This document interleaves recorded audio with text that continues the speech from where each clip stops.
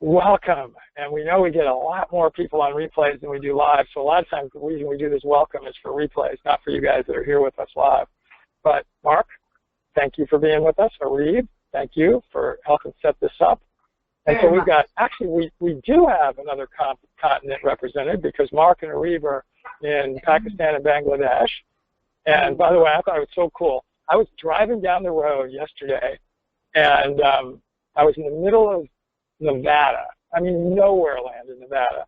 And I had a cell signal, and I'm doing business with Arib and Mark, who are in Pakistan and Bangladesh. How cool is that? So Vail talked about earlier about connecting. We are connecting. So this is so cool. Yeah, we're one. We're one. So, yes.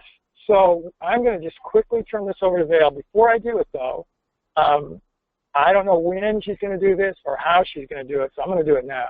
Vail has got a course that you guys are going to want to think about. We don't really pitch a lot of other outside things, but we do promote our members. Vail is a very strong member of EAT, just like all of you are. And she's got a course that sometime during her presentation today she's going to talk about. Please don't be offended about that. She's going to be teaching you a lot, but she's got a lot more that she can give you if you're interested. Please don't feel pressure. There's none of that. But she's going to talk about that, and I just want to make sure I set the stage for that. I'm going to turn my webcam off as soon as she gets started because I've got weird background. And by the way, we're trying to get Starbucks. I keep going the wrong way. To get Starbucks to pay us, as you can tell, that's a Starbucks logo back there. And I'm sitting outside of a Starbucks at a Marriott, actually, where I'm at a conference. I'm actually here for the National Alpaca Conference. And later today and tomorrow, we'll be working on a whole bunch of stuff with the Alpaca Association of America. And those of you in other countries, you probably have those kinds of things for sheep or for goats or for cattle or whatever kind of livestock that you might be involved in. And I am going to just say two things. If you have questions, throw them into the Q&A. Vail can't see them, but Mark will or I will, and we'll make sure that she gets them answered. And Vail, do you like to answer at the end, or if they're pertinent while you're going through your presentation, do you want to take them then? I think if it's pertinent and you guys see it, just stop me and we'll talk about it. And if I'm going to cover it, then I'll say I'm going to cover it. But, you know, just I think if once I get through the concepts, they kind of build on each other, and then there's a case study at the end. So I think that'll start putting the pieces of the puzzle together, and then we'll have a more lively discussion after the pieces have been put in place. So if it's something I'm talking about that you don't understand right then and you're not getting it, you're going to need that piece for the next piece. So just stop me. And yeah. Awesome. Well, we'll be looking, and we know we've got people here from New Zealand and from Europe, and it's snowing in New Zealand, and it's cool in Sweden. Connect with each other. You guys, if you go into the chat and you talk in the Q&A and you talk with each other as well as with Vail, it just helps you connect too. So with that said, I'm going to turn this over to Vail. You guys know that we had Vail do an encore. We had actually a replay of a session that Vail did with us earlier in the year, last week, and some of you saw that. But Vail is an amazing lover of the planet, has got lots of great info, and take it away, Vail. Thank you. I'm so excited to be here. It's great to be connected. Thank you all for showing up because life is so busy and we have a lot of choices. And to show up in this community, I really appreciate what we're doing here. Real action takers, the healthcare heroes, pretty much rebuilding the whole planet from the ground up, literally. And all of our systems, our human systems, in a different way, connecting in a different way. And instead of looking to the government to fix things for us or complaining or, you know, getting negative, we're actually saying, okay, what can we do and how can we learn together, and let's rebuild something that works. That way it can peacefully support if things in the other systems are starting to crumble. So it's a really positive community, and I'm really gracious to be here. Thank you for starting it, Wayne, and everyone who makes it what it is. So with no further ado, my name is Vail Dixon. I live in Central Virginia. I've lived a little bit around the world, but I came back home because I realized I needed to start making change within myself and my community.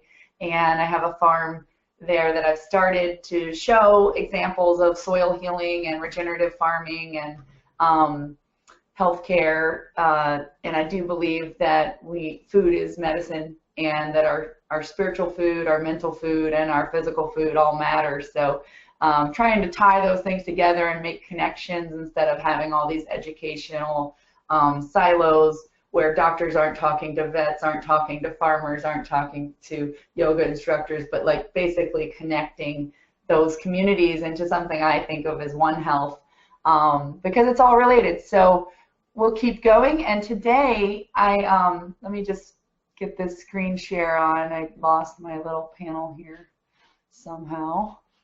It went away. I lost something, Wayne. Oh, there it is. Okay, here we go. I am a much better farmer than I am at technology, so you'll have to excuse. And we're getting it, so all you need to go is go to present mode, and it'll look great. Right now we're seeing all three slides. Okay, so now you see my webcam and my screen? Correct. And if you just go to PowerPoint. Right. Okay. We're seeing three. There you go. There it is. It's perfect. All right. I'm trying to figure out how I get this control panel out of the way. Usually there's a shrink, but I only see a close or if I close the control panel, I'll just shrink it. I got it down on the bottom of the screen. Okay. So we have a working farm where I produce grass beef, and we're building a multi-dimensional permaculture existence with tree crops and bush crops and root crops and vegetables. But right now we're not doing those for commercial production. We're just doing those for the people that live and work on the farm and our families. We have some chickens, some horses, but our main farm industry is grass finished beef from start to finish. And then separately to that, but connected to that, we basically use the animals to heal the land, and then we've been documenting what we've been doing for so many years that I built an education company arm that is geared towards healing the planet through the soil. And my company for the education is Simple Soil Solutions, because I believe that the truths and the principles are simple. Nature is simply complex. It is a very complex thing, but the truths that we need to manage our way out of it are pretty simple, and they do provide real solutions to some of the biggest challenges we face today.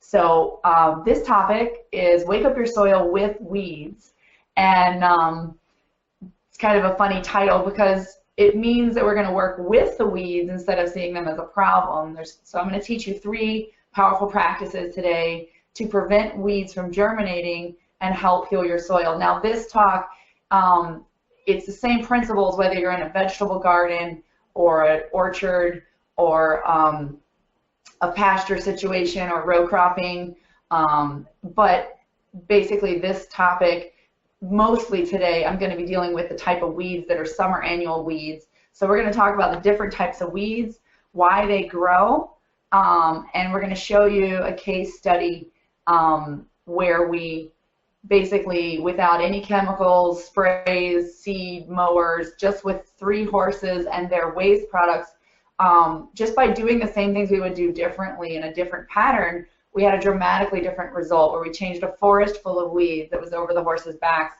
into a healthy, diverse grassland. And we went from weeds to grass in 1 year, but the weeds were a middle stage. It started as mud. It started as a degraded landscape, a compacted area that turned to mud. And then the weeds came up the second year, and after the first year, in the beginning of year 2, it came into weeds. And we didn't see that as a problem, and I'll teach you why. We saw that as we were going in the right direction, and we kept pushing the system with what we were doing, more fungal and putting more and more carbon into the soil and things, and we pushed it out of the weeds into a state of grassland. So between bare land or disturbed land and grassland or healthy gardens or crop fields is this middle stage called weeds, which are most of the summer annual weeds. And so we're going to get into the types of weeds later, but just want you to understand the context of what you're going to see today. Hopefully that is fitting. You're in the right room, and it's fitting what you're wanting to learn about. So how many of you guys, and maybe you can post and Wayne can give me some feedback, struggle with weeds, but you don't want to use chemicals or tillage or anything that you see as harmful to the soil to deal with them? Come on, guys, throw something in. Put in. I know, I just surprised you with that. You're like back in listen mode. But anyway, I'm assuming that a lot of people in this group really don't want to use chemicals or tillage or understand that tillage does damage the soil. There is a handout today. We're getting a bunch of ones, which means people are saying, yeah, no way, we don't want to use chemicals. All right. Yeah. So would you guys be interested? I know a lot of people talk about how to solve weeds, but not many people that I know talk about how to prevent them from actually germinating instead of fighting them with their dominating. Is that interesting to you? Bunch of ones there. All right, so today you're actually going to get to see both. You're going to get to see how you prevent them from germinating, and you're going to get to see how we actually change that from when they were dominating in a way that honored nature and worked with the weeds. So this is for you if you've kind of heard your weeds will go away if you heal your soil, but you really don't know steps that you can take practically, and that's what I really hope to get into. If at the end of the talk you don't know some practical things, we'll go into that at the end. Now there is a handout and an email to Reeve. I didn't get the idea to give it to you until I understood that they could be shared. And it's a disturbance chart. And it's basically just something that I made. It's a Word document, and every time I try to make it a PDF, it won't fit on one page. And anyway, I've got to work with it, but it's not by any means all types of disturbances. But it is a chart that I made for a grazing manual, and so it's more geared towards grazing.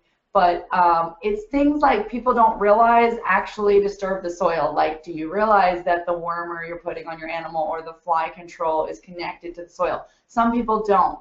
Or do you realize that when you're tilling that you're actually taking your soil back towards weeds? So basically the way that we're successful and the way that we're successful in really rapid time frames in the ecological scale of things is we start looking at where are we holding nature back, because nature wants to give us abundance. Nature wants to produce and has all of these amazing, amazing things that we're just beginning to learning about as a human species, about how all of these species communicate and connect and interrelate and how we're connected to them in the soil. But basically, if we are doing things that are good on one hand and pulling the system right, and then we're pulling the system left by the things that we're doing that harm the soil, we're basically putting ourselves in a straitjacket. So our land doesn't progress very fast, or our systems kind of stay in this limbo state where we're constantly dealing with these problems, and the things that we do to address the problems actually cause more of the problems, and it's like a downward spiral, like a negative feedback loop. And so what I've been really interested in the last 10 years is really applying how can we use positive feedback loops that actually exist already so that I don't have to do as much work, and I can actually set the system up to do what it naturally will do, which is produce abundance and balance itself out. Nature is always trying to balance, so pretty much if we can learn to work with it, we are a lot more successful in a shorter time frame with less cost. And sometimes it is an investment in the beginning. I'm not going to, sit here and say it can always absolutely be free, because sometimes the land has been degraded to a point where you have to pay for something. Like, for example, we got our farm and it was completely bare, and now it's a whole diverse ecosystem within 3 years, but we had to invest in seed, because if I thought maybe there would be a flush of plants that would just cover the soil, but they weren't coming because there have been so many years of herbicides. And so there have been so much tillage and herbicides and erosion that the natural seed bank had even been washed away or inhibited, and the natural microbial cycles that would stimulate germination were inhibited. So sometimes you do have to invest. And, really this is a regenerative agriculture movement, and what I'm really interested in is knowing my cost of production, knowing what I'm investing and when is that going to pay back, and also understanding that there's been so much damage that sometimes the ecological damage hasn't been put on the bottom line. So today we're going to cover a little bit about weeds. Some of you may already know this, and it may be a review. You might learn something even if you know most of it. But we're going to go into some of the benefits of weeds and what they're really doing, because it's kind of like the old adage, know thy enemy. So if you can know thy enemy when you actually get to know the weeds, and I have personally now, by letting them express and being around them and observing that they're actually beautiful and functional and all the functions during all of the seasons of the year, and seeing before my eyes how they help build soil, Like, it's not just that I read it somewhere, right? So once you really get closer to your enemy and be present with it, you can actually, with an open mind, you can really gain a lot of insight. The plants and animals have been my main teachers. And so once you do that, you can I can see, and I have so much conviction that will come through in my voice and everything, that the enemy that most people make weeds, they're really our friends. And to make them the enemy is actually, I believe, going in the wrong direction. And the things that we're doing to harm them and stop them, we actually are harming the whole system. But if we can help them accelerate, they're trying to heal the soil, and if we can help them, we can actually do it really fast. So we don't have to go through 10 or 15 or 20 years of weediness to build soil. We can do it in one. You know, it depends on your moisture, right? If you're in a desert and you don't have water, it's going to go a lot slower because you've got to, you know, building soil needs water. Everything needs water to survive. But this is where we kind of integrate all the permaculture and holistic management and everything we know about carbon farming and soil biology and all this stuff, and it all supports the system. So the next thing I want to go into is, like, what are your best options? What can you do that's like cheap first, or free first, cheap second, and expensive last? Because if I can teach you to do what you're doing in a different way, you might get exponentially better results. And if you can stop doing something, again, that's disturbing your system, that you're paying money and time, spending time doing, that's harming you and holding your system back, then that's going to be a double win, because you're going to not only save costs, but you're also going to get more productive results. And the key is knowing the principles. And so if you're interested in, I teach about nature's principles, and there's a lot of people in theories that have been distilled down, but they all come from nature. So I call them nature's principles or biological principles. And on our website, on our main homepage, simplesoilsolutions.com, for free, if you go at the bottom and sign up for our mailing list, right away you can get some downloads of just nature's principles, a soil health matrix, find your soil's weakest link, basically some free resources, and then we publish videos. So learning your best options is not always like, I'm not going to be able to give you everything in this talk, but I'm hoping to give you some ideas that then we can take further, because I believe that that business should be a natural evolution of a human relationship. We should only keep the conversation going if it's useful, and I'm definitely willing to help a lot of people for free. So we put out a lot of free stuff, and we do have courses and workshops and all sorts of things to go further. The next thing I want you to leave with is, maybe, hopefully, my goal is that you can leave with something you can do right now. So watching this case study, you may not have a pasture or animals, but before that, we're going to go into some of the foods and things you might think about. What are some of the waste in your system that you could use? I was just using what I had. So you have a different farm, you have a different soil, you may be farming on your deck, you may be farming hydroponically, but the principles still apply. So prerequisites here are: open your mind, because the hardest ground you'll ever face is between our ears. And a couple of my teachers have stressed this in different ways. And you know, basically Jeff Lawton and Bill Mollison were my permaculture teachers, and they said, you know, really the only limit is your imagination. And the more years I do this, you have to be careful not to get locked into patterning that you're like not seeing your options, because it's a really great stretch to see where we could think outside the box. And surround yourself with people who are not exposed to the kind of thinkers you are, and learn from them too. So learn nature's principles. That nature's principles chart is a free download if you sign up for our mailing list. Learn tools, techniques, strategies. So I can teach you how to use a hammer, or what a hammer is, and we can talk about how to use it. And then we can talk about, well, if you use it this way over here and this way over here, you can do it, like, tweak it little ways. So the hammer is the tool. How you use the hammer differently, whether you're slamming on a roof or whether you're, you know, gently taking off some molding. You know, basically there's different techniques for using a hammer, and I can teach you the techniques. But what's really powerful, and what the case study really puts together, it takes a 3-year period of strategies. So over those 3 years, we used many tools in different timing and patterning, and that's a strategy. That's the artistry. So you do have to learn the tools. You do have to learn the principles. You do have to learn how to use the tools. And then you have to know when to stop using that tool, when to pick up a different one, you know, when do you use the drill versus the hammer, you know. And so it really is an artistry, and I tell people I'm an artist, and with my animals I'm painting the landscape, and the next growing season you'll see my painting, because it is an art form. And so I believe that farmers should be revered as doctors, lawyers, artists, you know, are. And so the third thing that I think is a prerequisite for success, and certainly has catapulted me on my journey exponentially, like I would never have been able to get where I am in a linear fashion, has been my mentors along the way. So finding people who you like their systems, you get along with them, they understand you and your goals, you can walk on their farm, you can get on the phone with them or email or whatever. Find someone who has experience and start asking them questions, because most people will give you what they know for free if they see that you're interested and you're really applying. And so that's been, again, an exponential prerequisite to success. Next thing that's really just a principle we have to get clear here before we go into the next slides is that health is not a static destination. You don't just arrive healthy. Your soil just doesn't get healthy and then it's over. You don't just get healthy with your body and then your work is done. It's always like every breath, every action, every thought is moving us closer to health or out of range of health. And so that's a good thing in that we can always get back to it, right? It's always a breath away or a thought away, at least to begin the journey back to health. But it also is a thing that requires diligence, because it's easy to slip out of that range and get habituated into patterns and fall asleep.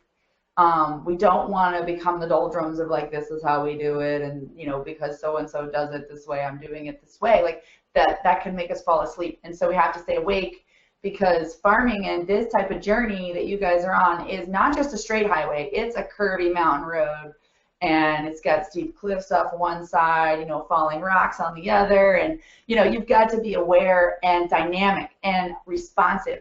So just because I'm going to show you what we did, it may not work for you. Like, you have to be adaptive and responsive, and that's what the real holistic management and the real permaculture thinking is. It's about receiving feedback from your animals and plants and system and yourself and your body and those around you, and really receiving that feedback and deciding and making your choices about how you want to change.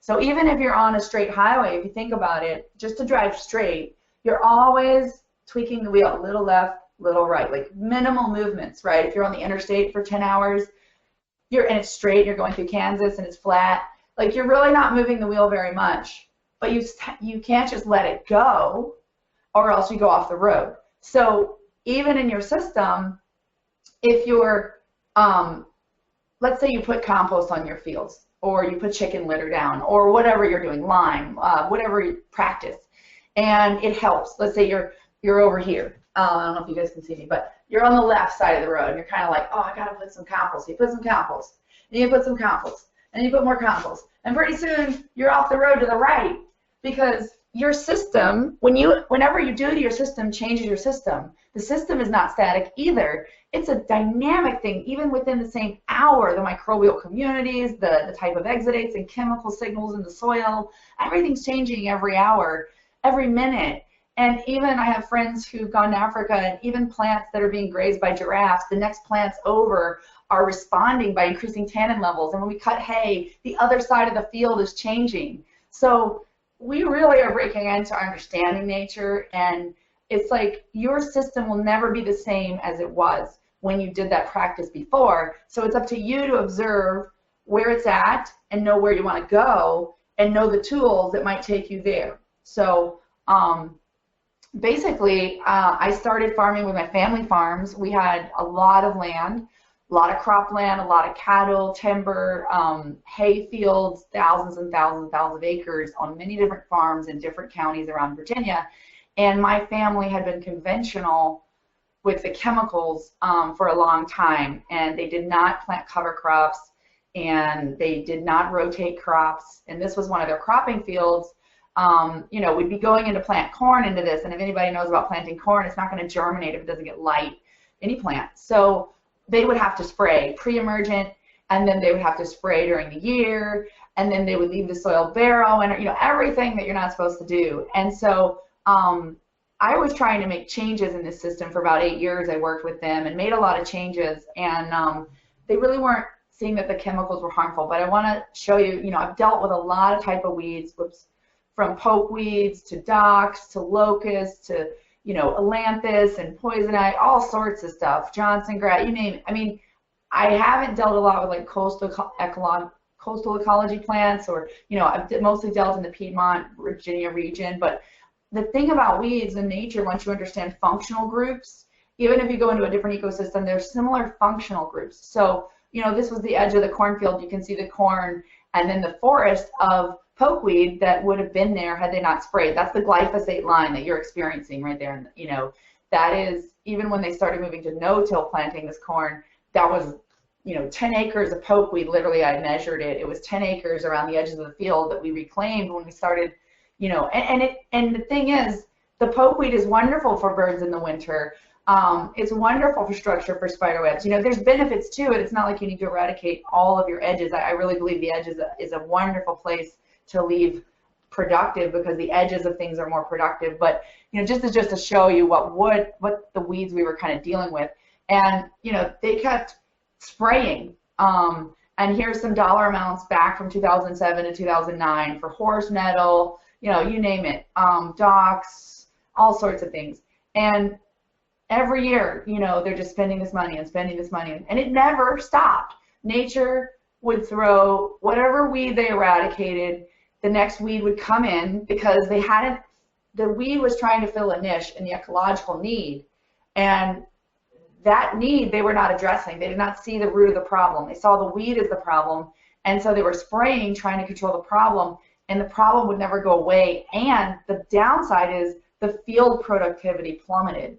We had some orchard grass hay fields where, when I was first learning, before I knew about soil biology and stuff, I went to the ag agents and I was learning the soil chemistry, and basically brought our ag agent out, and he didn't know about soil biology, and this back in 2005 or 6.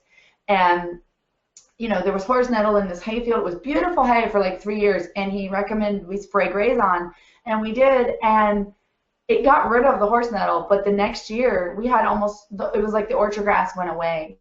And that next year was when I started learning about soil biology, and I actually found there was a root-feeding nematode is why the plants disappeared. But basically that herbicide was a heavy salt, and it killed the biology and compacted the soil more, so then more weeds grew. I mean, we did everything to try to control the seed bank, but it doesn't work, right? It not only bankrupts you, and it bankrupts the mineral cycling and energy cycling potential of your soil and water holding capacity and all this stuff, but it's just doesn't work to even control the weeds. And we were pretty vigilant about it. And so this is some slides I made for the family board to try to convince them to do cover crops and other things, because I found this is an NCAT slide, but it shows that trying to use an herbicide is like slamming your natural system with one big hammer at either 1 or 2 points in the year, and sometimes 3, whatever. But it's basically, the idea is like you're just trying to smack this problem, and you're not even understanding the problem, much less all the places you could affect the problem. And so what we want to do in our growing systems, and this talk isn't going to cover all of those, is look at all the places that we can slowly nudge the system. So we're doing little adjustments instead of, getting off in a ditch and we're bumping and hitting trees and then smacking the system back. And even the thing that we use to smack it back actually smashes it down, and it starts this downward spiral and addiction and all sorts of stuff. So what we're going to be really focusing on today is the germination part, because I want you to understand why the weeds are there. I want you to understand a little more about them, what they're trying to do, and the basic soil biology, chemistry, and physics that are going on, because the biogeochemistry all are one. It's like, you talk to a soil biologist, soil chemist, soil physicist, and the physicist wants to come in and use a physical ripper or some kind of physical tillage. The chemist wants to correct the calcium-magnesium ratios and apply a lot of soil mineral. The biologist wants to put microbes, and you're like, well, what do I do, And so what I want you to keep in mind is that they're all different windows into the same house. They're all looking at the same system through a different lens and a different set of paradigms and with a different tool bag on their belt. So this talk is going to integrate some of those. We're going to be talking about how to decompact soil. We're going to be talking about how to build organic matter, biological populations in the soil food web, and balance out the chemistry. So the forms of nitrogen, the calcium magnesium ratios, all that stuff. So it's all related. And the good thing is you can do one practice that actually affects all of those. And so those are the kind of things where we can really streamline the system, and we can really get efficiency and less work and more results. Because if we can do one thing that affects all of those things, great. And actually everything that you do affects all of those things. There's not like anything that's isolated from the biology or geology or chemistry, physics or chemistry. So basically, I'm going to move into, there's no questions coming on that. I'm going to move into some juicy, more information about weeds. And we're going to get into a little bit of the meat of the talk. So kind of set the stage, and really, I talked earlier about getting closer to your enemy, knowing the function. Weeds are scabs, if you think about them, and the summer annual weeds more. So the type of weeds that we're going to talk about are the ones that come up in compacted soil, disturbed soil, either chemically disturbed or where they plowed to, our old plow pen, or they cleared for a subdivision, or they removed the topsoil, or whatever reason. The animals compacted it around the shed or the water, or whatever happened. Something happened to the soil, and there's this flush nature produced. Nature does not love bare soil. You should think about bare soil like your mother being naked. Your Mother Earth is naked. Would you want to see your mother naked? No. Cover that soil. Nature's going to try to do it. Now, if we've done so much damage that the nature seed bank has washed away, then it takes a long time for nature to come back from bare. So, if you're not seeing your disturbed areas come up with a flush of weeds, you're actually, if they're staying bare, you're further behind in the healing thing. You have a greater distance to go. And so just know that when you see the weed is not the problem. The weed is actually a symptom of the problem. It's an expression of the problem, and it's helping solve the problem. So why would you want to get rid of something that's helping solve the problem? Now, there are times when you need to. So I'm not saying just let everywhere grow up in weeds and don't do anything about it. That's not what I'm saying. I'm just trying to frame it in a way that there's a balanced perspective of sometimes if the weeds are taking over, you might need to mow them or clip them or pull them out by hand or whatever. And we can teach you the least harmful ways to do that, right? Like, so if you're gonna spend energy getting rid of them and fighting them a little bit, you want to do that in a way that's hopefully going to help your system. We've got videos on our website where we pull the weeds up in our no-till garden and we use them as mulch, because those weeds have a lot of benefits we're going to talk about here, like modulating nutrient cycling. They basically they balance out excesses and deficiency in the soil. So what they're doing, a lot of them, is bringing up, there's dynamic accumulator functions of weeds where they bring up what's deficient in your topsoil from down below, and they bring it up into their leaves, and when they die, they're depositing that mineral so the microbes can digest it and putting it into the soluble pool.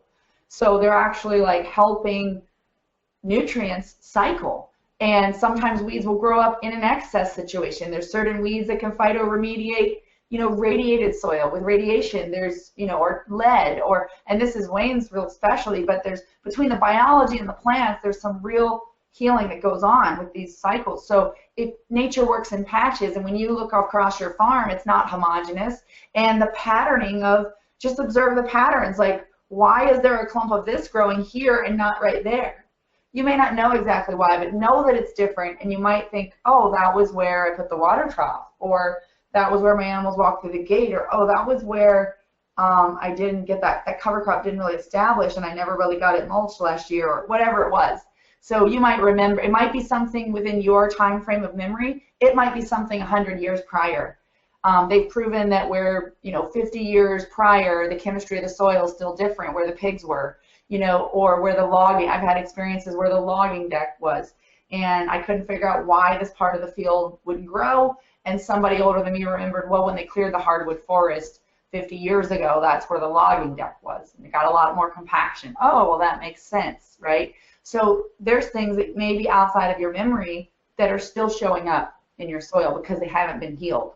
So what we want to do as, an economic action team is take some action to help the planet a little bit and help ourselves in the process, and we can actually speed things up. And if we do it in honoring of the nature's principles, it's really nature doing the healing. We're just getting out of the way and supporting. So it's not like we're playing God trying to heal or we know better. You know, we're actually really paying attention to what nature is expressing and wants, and we're supporting that. We're kind of just being a good support person. We're listening, we're responding, we're supporting, we're releasing, giving freedom to nature when it needs it, you know, or we're giving a little help when nature's like, bring me some supplies, I need carbon, you know, I'm hungry, you know. If the microbes are hungry, if we feed them, that's great. So weeds are breaking compaction. We see this all the time, and there's a great video on, we have a videos page on our website too that has a lot of videos. We have a Vimeo and YouTube channel, and I actually found this out in happenstance. We were doing this documentary filming of a pasture, and it was winter, and there was this dead weed. And I'd never done this before. I don't know why. I dug it up in the middle of this video. It wasn't pre-planned. And I saw, and it was like in March, or like it was sometime when it was really cool, and the soil biology really shouldn't have been revved up. And like this weed had I think it was a pokeweed. It had a more of a taproot, kind of big sugary root, and all around this root was just earthworms. And that told me that there was biology there, because the earthworms eat microbes, they eat bacteria all day. And then when that root is breaking down, it was starting to become spongy, and I could see how the water was infiltrating in the soil around this weed root. It was really beautiful. And I was like, so when you start to really get to know your enemy and you start interacting with them, dig them up, look at the spider webs, watch the birds in the winter eating them, look at the pollinators in them, watch how they collect, you know, there's all these things.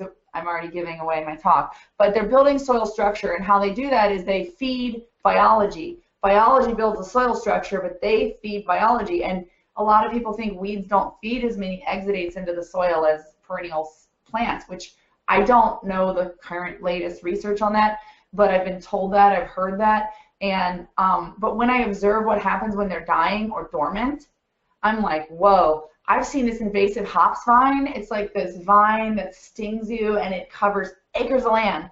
And we accidentally fed some hay that had it in it, and it literally covered over 10 acres in the first year of our pasture, and just smothered it out.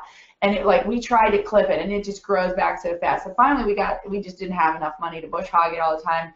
And the next year, I could go in there and I could put my hands in the soil.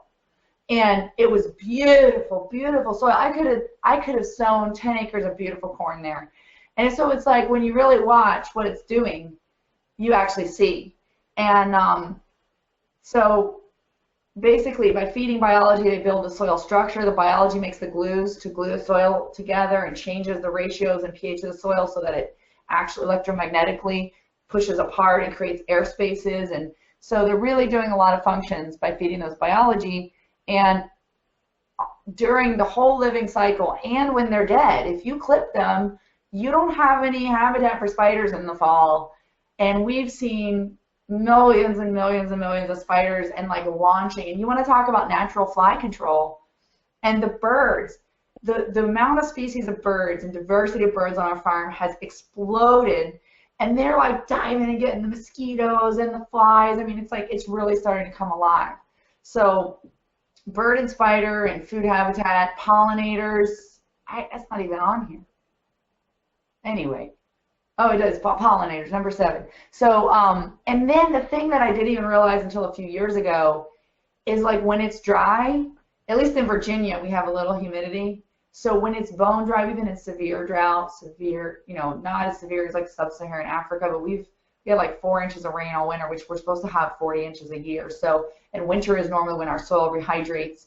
We have really dry summers, and we had a dry fall, and we had a dry summer, and we had a dry fall before that. So we really haven't caught up in my farm. And what I see is that these plants with this structure are getting water droplets out of the air. They're collecting water, and then their channel, it runs down their stems, and, you know, basically they're helping keep my soil hydrated and cooler. They're shading out the soil, keeping it cooler when it's dry, keeping it warmer when it's wet, you know. And I believe that they're communicating that the plants, the vibrations of the leaves I believe that they're communicating. That may be a little woo-woo for you, but I know that these weeds have functions.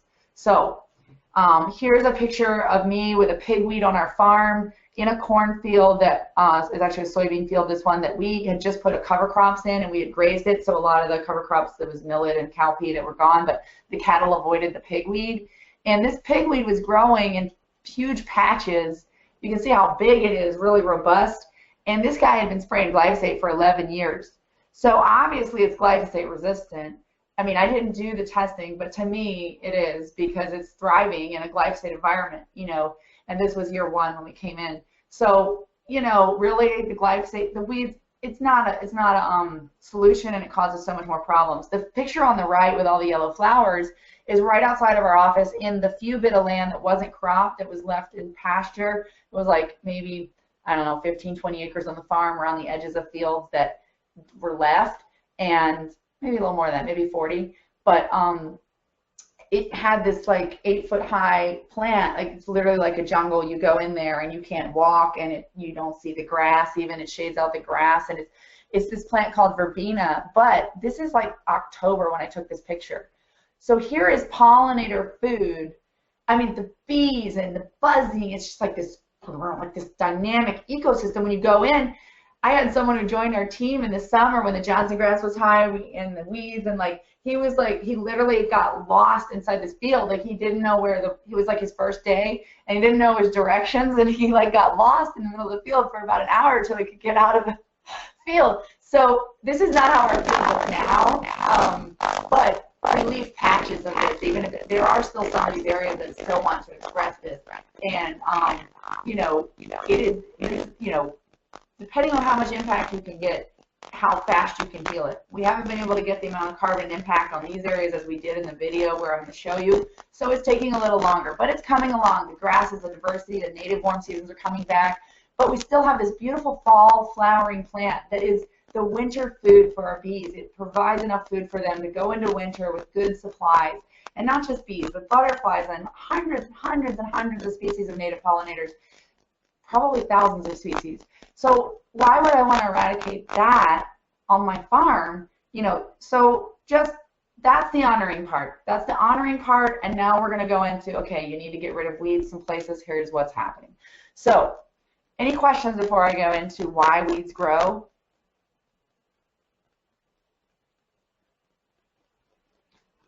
I'm going to take a sip of water. I have muted myself. There's been lots of people commenting about what they're going to do with information, but no questions specifically yet. About what they're going to do with this information, you said?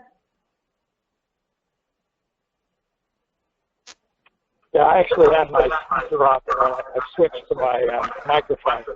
But yes, they're people saying where they're at in the world, what they're doing, what their farming is, but no specific questions. Lots of great information about what they're interested in. Okay, are mostly of them growers or grazers or some other thing?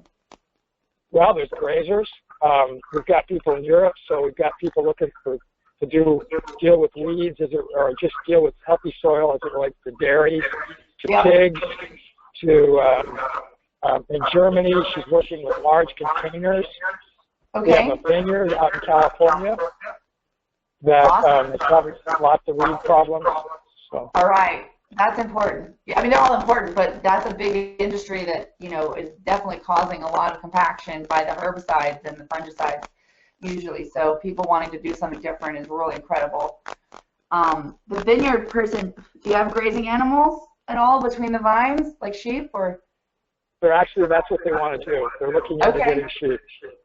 Great. You know what? I screwed up. He's actually in Washington State, not California. Okay. So very humid, fungal, disease environment. That's a challenge to grow grapes. Good on you. All right.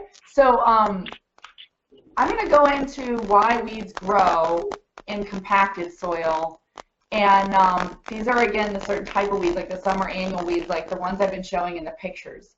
And a little bit later, we're going to go into biological succession, because there's a whole other type of weeds. Like if you're getting trees in your pasture or bushes, like not bushy, tall summer annual weeds like pigweed. It looks like bushy, but it's not. Or pokeweed looks bushy, but I'm talking bushes like blackberries, you know, shrubs, like true perennial, almost tree shrubs. In Virginia, you know, every ecosystem is different, but we are a little more humid. And so if we leave a field, it goes to forest. And we're going to talk about biological succession. But in compacted soil, what happens? And sometimes people don't realize that the herbicides, they're compacting the soil. Or they might be feeding hay with herbicide residue in it. They might not even know that they're feeding herbicides. They might not be using herbicides, but they're feeding their animals hay with herbicides. Or they're using a fly control, or they, you know, just overgraze, you know. And so we actually have, there's a video we did on our farm of the NRCS rainfall simulator, and you'd be really amazed, like even just not having a cover in your garden can really cause some soil compaction, because anything that kills the life, a salt, an acid fertilizer, heat, freezing, drying out, like if you let your soil dry out, it can take up to a month, even if you rehydrate it, for that biological system to come back, because the biology, when you let your soil dry out naturally, the microbes go into like a casing and they produce gels and things and byproducts that are hydrophobic. So when you're trying to, that's like when you try to water that plant that you forgot to water in your house and it's like all dried up and like it just runs through the bottom and it doesn't hydrate. It's this hydrophobic, it means like it repels water, and it takes like a month for them to start really kind of producing a lot of their glues again. So even in garden beds that you don't have, you should have actively growing roots. That's one of the basic principles of the NRCS, and that I put in the Nature's Principles, is keep the soil covered and keep a living root.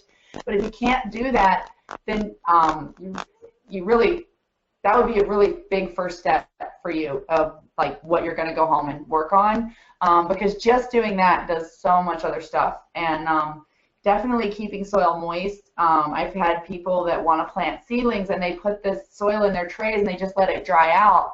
And I want you to think about soil as something living. Like you wouldn't just put yourself in the sun baking for days without any water. So don't do that to your soil, even if it's in a bag. Like don't put the potting soil in the back of the truck that's in plastic and let it bake, you know, in the sun. Like think about it like living organisms. So there's a lot of things that cause, I'm saying, compaction that most people might not even realize they have compaction. And there's a way you can test for compaction if you have a state ag agent, or you can find something called a penetrometer. And if your land is hard when you walk on it and you like feel like you're walking on concrete, it's definitely compacted. But even sand, even a sandy beach has compaction layers. So just because you have sandy soil does not mean that it's not compacted. And this penetrometer is like a pressure gauge on a stick with a point. And you shove it down and you can find compaction layers really deep. So, or you can just dig with a shovel, like you'll find it. And so you'll see, is it 7 inches? Is it 3 inches? Do you have multiple layers? Sometimes there's a layer where the old, you know, the animals have compacted up higher in the soil profile, but then there's an old plow layer from when, you know, colonists cleared the forests or something and plowed tobacco or whatever they grew, you know, and so you find it and it hasn't gone away on its own. The weeds are helping it, but they're not helping it as fast as we can help it, as fast as we degraded it. And so have you guys ever noticed that your fields look pretty good in the spring? Like you have maybe a few weeds, and then like summer's coming, it gets kind of hot and dry, and then it rains, and then all of a sudden, like, you got this huge explosion of weeds, and you're like, what happened? You know, sorry. And you're like, what happened? Has anybody ever noticed that? Post up a 1 in the chat if you've seen that happen. It may not happen if you live in a really dry area, but have you ever seen the weeds explode in the summer in response to like it being dry and then a rain, and then a few days after they're growing inches a day and more of them are germinating? And you may have never thought to think about it in that way or associate it with the rain event or the heat before that. So if you didn't see it, that's okay. Just pay attention next time or this year even.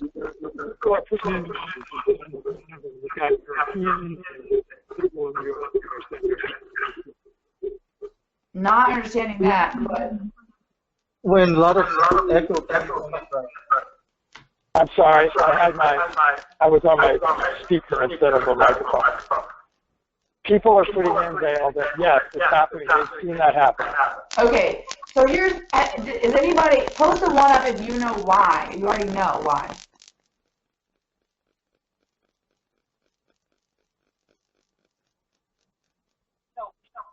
They're saying yes.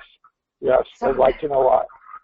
Okay, so basically this is my bad artistry on PowerPoint, but the top line is your soil surface, and the bottom line is some hidden compacted layer, and that could be any depth, and it could be multiple depths and multiple layers, and it's not all just uniform either. So this is a pretty cursory drawing, but it's to try to show a principle. But the water falls down and it runs through the soil until it hits a denser layer. And then it hits this dense layer and it has to run across a little bit. It can't quite go through it. And so the water runs across. And so what happens is oxygen from the soil surface, a lot of these beneficial microbes, most of all the beneficials need oxygen. So oxygen is diffusing and into the soil, and it hits this water layer. And can you guys breathe underwater? Who can breathe underwater? Probably not many of you. I mean, unless you have an oxygen tank. So the organisms can't, oxygen starts dropping in this slime layer, and it's very thin, but it's kind of like, have you ever felt in your dog water bowl or your water trough a little slime that you can't see green algae? It's not green yet, but it feels slimy. That's what this is. Already, even when you can't see the algae, it's hundreds of cells thick. And what happens is when the oxygen starts dropping, a whole other community of microbes wakes up.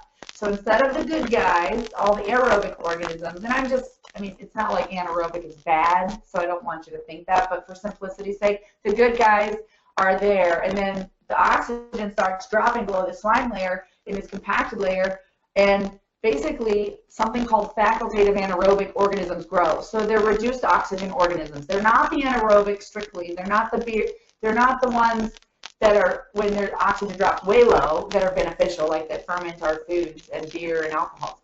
But they do also produce alcohol. They're similar to that in that the byproducts of their metabolism are like butyric acids and vinegars and alcohols, things with a pH of 2.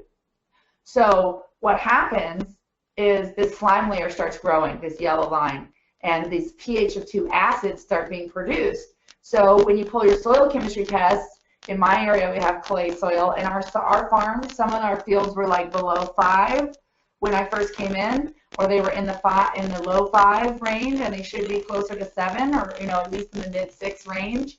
And without any lime, we've corrected that. But these acids actually affect your soil pH. But they do another thing, because when the plant root comes down and then it hits this acid layer, it basically gets solubilized. It's like you can't put your arm in a vat of acid, it would fall off. And so neither can the plant. It's root pruned.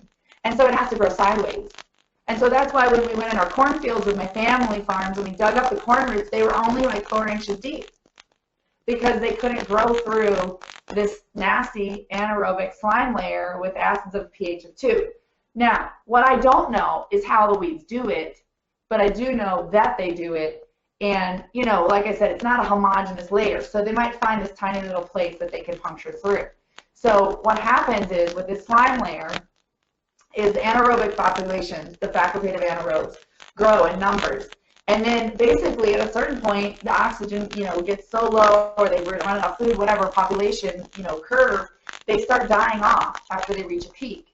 And when they die off, these bacteria are mostly nitrogen. A bacteria has no bones, it has no fat, it's mostly pure protein. So what happens is when this huge die-off happens, the chemistry of the soil is changed. This huge pulse of nitrate is released in the soil, and that's NO3. Now, think of that as like straight moonshine. I don't know if you guys around the world know what moonshine is, but where I'm from, they distill corn liquor. It's kind of like sake, or it's really strong, straight liquor. It's like 80% alcohol or something ridiculous. And I grew up drinking it a little bit, and there's definitely a different character of people that would come to a party if all you were serving is moonshine than if you serve mixed drinks and fine red wine. So think about this in your soil. You now have this compacted layer, this rain event, this anaerobic, pH of 2, they die off, the nitrate is released, this huge boom. And all of a sudden, that nitrate would poison our groundwater and is poisoning our groundwater from chemical nitrogen fertilizers and other reasons. But what does nature have? Nature has something that drinks the nitrate perfectly, which are weeds. So this pulse of nitrate is a trigger for weeds to germinate and put on, and they use it to put on all this quick top growth. You know, they really use it. So they're doing us a favor when they do this. And we have to see that as a symptom, not as the problem. So it's the biogeochemistry. You've got the compaction, which is the geology or the physical part, the physics. You've got the biology, which is a slime layer growing, and these different populations of microbes taking over instead of the good guys that you want. And then you've got how they relate to the chemistry, such as changing the pH, the pulses of nitrate, all these things. So basically, it's all connected. And what I want to talk about is a little bit about the soil food web, because we're going to be moving, if you understand that compaction, you're going to understand the case study better. And now I want to talk about, I want to get to what you're going to do in your system. And in order to do that, I have to teach you to learn who you have to feed, because there's basically an old adage of Native Americans that I heard that's like, okay, there's a white wolf and a dark wolf, and the dark wolf, the black wolf symbolizes evil or whatever, and the white wolf symbolizes all things good. And the kind of koan is like which one survives, and it's the one you feed. And it's symbolic of our thoughts too. So if you're focusing on the problem being the weeds, you know, you're really dogmatically thinking about this. You're not actually even seeing the good that they're doing, or you're not even seeing the possibilities.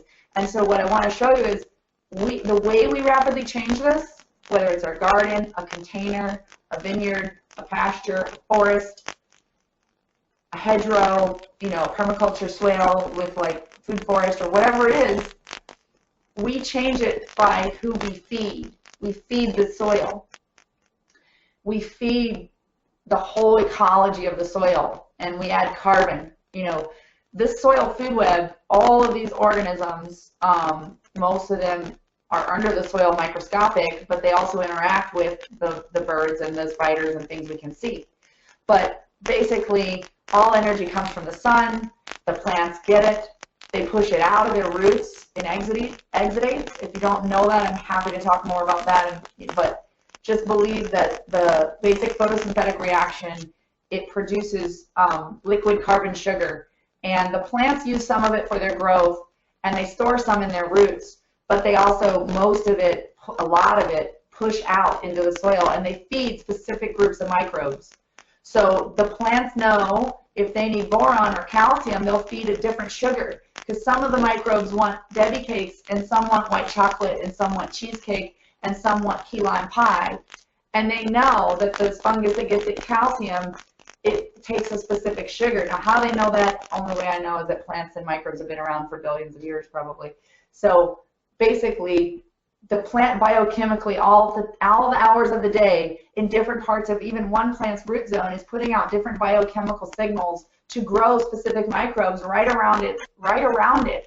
Those microbes, in growing in number and eating each other and pooping and urinating kind of microbial waste, that's when the plant slurps up its food. So it's not that the microbes are giving altruistically to the plant, like, here, I got this calcium, let me just give it to you. There are situations where that happens, but it's an exchange. Like the mycorrhizal will do that, but they get in exchange things from the plant. They're actually feeding off the plant sugars directly by being in the root or on the root.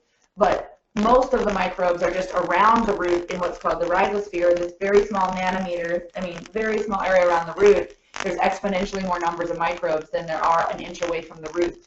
And so the plants biochemically change that environment, and the pH of that environment is different than an inch away. And then you think about a field that has millions of plants in it, and each plant needing different things at different times of the day and in different parts of its root system. I mean, at one part it's needing beams, and it's saying, get me beams, and then it's like, get me nails, get me nails. You know, And how are we supposed to know that? We can't know that. But the plant knows what it needs, and it changes its ask and changes the whole food web and shifts it and then gets what it needs, which is really amazing. And one thing that I was taught by Dr. Lane Ingham, and I've been spending my life basically trying to see if it was right, and I've come to the conclusion that there is a lot of truth in this, is that the ratios of the base of the food chain really matter to what the top looks like. So when we're looking at the soil surface and what's growing on top, even without a soil biology test, a lot of times we can tell what the biology is kind of doing. Now, we can't tell exactly which species are there, but we can see which functional groups are there, you know, somewhat. And because I've done hundreds and hundreds and hundreds and hundreds and hundreds of tests, I've built experience over time correlating what the test says and what I see on top, so I can say that the algorithms that her lab are using are true. And anytime her lab says your soil shut down, it probably is, and it'll tell you exactly which groups are missing. Now, what it doesn't tell you exactly what to do about it. It might say feed fungi, but if you don't know what fungal foods are, you're stuck. So basically, I want to teach you today about fungal bacterial ratio, because things that fall in the soil surface feed fungi, and things that are pushed into the soil by a hoof of an animal, or the roots dying back, or a green leaf, like something, you think about a bacteria so tiny that for them to eat something, it has to be in small pieces and pushed into the soil. And they, like, for a bacteria to travel an inch, that's like us traveling like a huge journey. Like they swim around in water droplets in the soil basically, and they're not going to move very far unless they get on the back of a earthworm or nematode, or, you know, an arthropod. They might taxi cab around on a mole, but they're not going to, you know, the fungi actually can grow and spread, and they have branches, and they can grow over kilometers of land if they're left undisturbed. One fungus can populate down and across, and they can reach up to this little surface, and they have multiple tips, and they've got enzymes in their tips, and they can digest things and pull them down into the soil and take it over here. They're different creatures. And then what happens is when the bacteria and fungi grow, then the third trophic level here, the nematodes are the protozoa are the main thing that eat bacteria, and they cycle a lot of nutrients. So if you want your plants to be fertilized, you can't have just bacteria and fungi, or your plants will die faster. When they've autoclaved the soil and sterilized the soil and only put bacteria and fungi, we're going to talk a lot about bacteria and fungi, but you've got to know, you've got to have the whole food web happening, because the reason the plants die faster if there's only bacteria and fungi is the bacteria and fungi are better at harvesting soil mineral, and they're going to keep it until they die. Unless something eats them and poops out, the plant's not going to get its liquid fertilizer. So you really got to have the whole food web. But what it looks like on top, and whether we grow weeds or whether we grow vines like grapes, is very different fungal to bacterial ratios. So as we observe the soil surface in Virginia here, we might go from bare rock to little tiny grasses to taller grasses to some shrubs. Then we get the early successional trees. Then we get, you know, mid-succession and late successional mature hardwood forest. That's our climax ecology here. Every ecosystem has a different climax ecology, but the idea is that over time, we observe if humans left, our field would turn to forest in Virginia. And that's because we have enough moisture, and we have the plants, every time they die, every fall, every winter, we have this winter, they actually drop dead brown stuff on the soil surface. And that dead brown stuff on the soil surface feeds more fungi. And as the soil gets more fungal, what grows on top gets bigger, and as what gets on top gets bigger, the more it feeds the fungi. You think about how many leaves an oak tree drops. It's this huge fungal food. And when we rake up the leaves, we're taking away what the tree does all winter, is it builds all the fungi. So in the spring, when it needs minerals, it's got this huge web of fungi ready to deliver. And so we rake up leaves, we remove the carbon all the time. You know, it's like we cut hay, you know, all sorts of things. We take the carbon out and we block this cycle. But what's happening above the ground is happening below the ground. And so you see the picture here is rock. You know, a bird might poop on a rock, and it's mostly bacteria. And so it's almost 100% bacterial. Then you get moss on the rocks, like, right, you ever been hiking and see moss? Well, that's because there's a little bit of leaves, there's a little bit of fungi, very few on moss. And then you get to, like, kind of weeds. Have you ever seen, you know, like, them clear a lot and then somebody gets bankrupt and the lot just sits there in the city and, you know, it just grows weeds? And that's a still bacterially dominated system, but it's a little more fungal, and on and on and on. Then you get into grasslands and healthy, more and more productive grasslands. So the same thing is happening. You got the biological succession, and now we have the chemistry succession, because we have mostly nitrate, NO3, in bacterially dominated systems. And as we move more fungal, we get something called ammonium. Not ammonia, but ammonium, NH4. And so grasses and crops like row crops, tomatoes, corn, veggies, like, and definitely grapes, you know, are going to take some nitrate, but they're also going to take ammonium. And if you're trying to grow trees, they take mostly ammonium. They don't want this nitrate. So it's like, if you want to have a party, what kind of nitrogen, what kind of drinks are you serving in your soil? Who are you inviting to your party? What kind of soil party are you setting up? And so it's through, this is where we connect the science to the practices. And so this is a chart where if you start on the left top, think about where your fields are. These are some fungal bacterial ratios. So again, bare parent material rock, 100% bacterial or no bacteria at all, you know, or just slightly bacterial. You get a little lichen, you get a little moss or whatever, and you get very, very little fungal, you know, mostly bacterial. And you get weeds, this high nitrate, lack of oxygen, you know, and some of these weeds still grow. This says 0.1, but I've seen actually they can grow all the way up to this 0.75, depending on the weeds. So you can get these pigweeds and bushes and more bushier weeds. Like if you've got really robust, tall weeds, you're closer to where you want to be if you're trying to grow grass or trying to grow late successional row crops or shrubs or vines or bushes or trees. You're closer than if your weeds are like short and stumpy and stunted and struggling. So if you've got a really big forest of weeds, like we saw that as we're close, right? We're really close. And so this is succession, and sometimes there'll be a fire or flood and it'll push it backwards, or we'll till.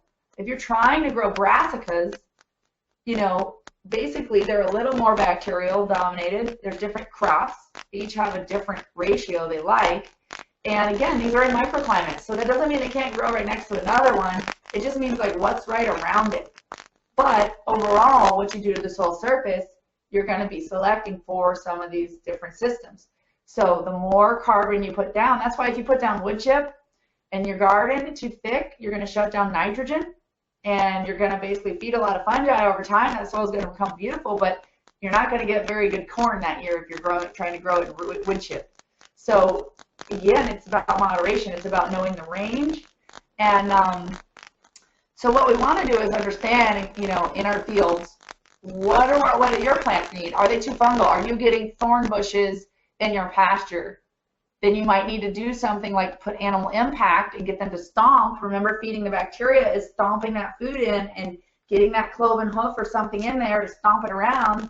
Or maybe for some reason, some point in your production cycle, you might want to till. I recommend not doing that, even in vegetable systems. But, you know, sometimes you might want to. Like, if you clear the forest and you're trying to make a field, there's this machine that's ecologically more sustainable that will just go in and churn up it'll just mulch, grind all the roots. It'll leave the deep roots, and it just grinds the top 4 inches into mulch. And you can plant right into it, and you're trying to take a deciduous forest into grassland. You need to know these principles.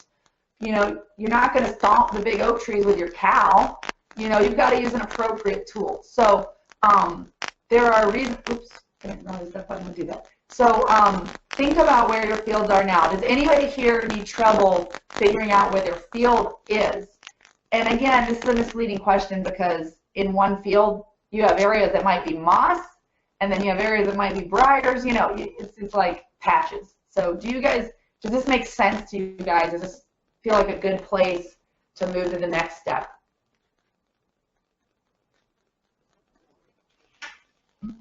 I just unmuted. Let's see what questions we have.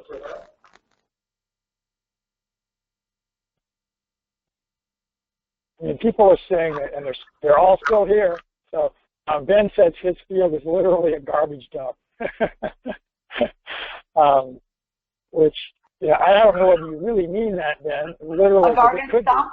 Certainly people, no, a garbage dump, he said. Oh. Garbage dump. Yeah. And Ben, by the way, Ben's the guy with Vineyard in Washington.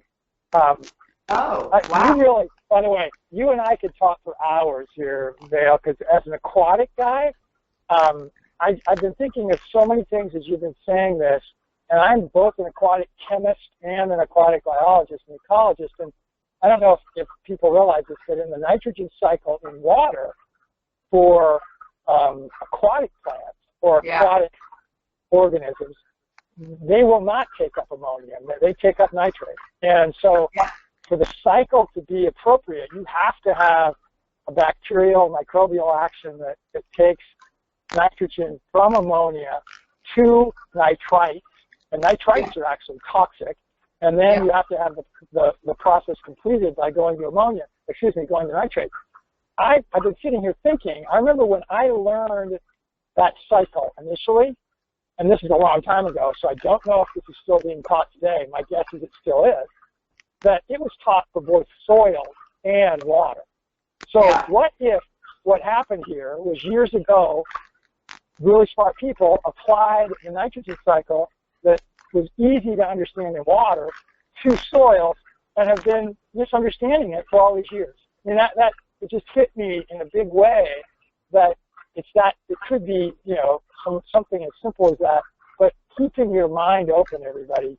Boy, this is what Vail's been teaching us here has been so amazing.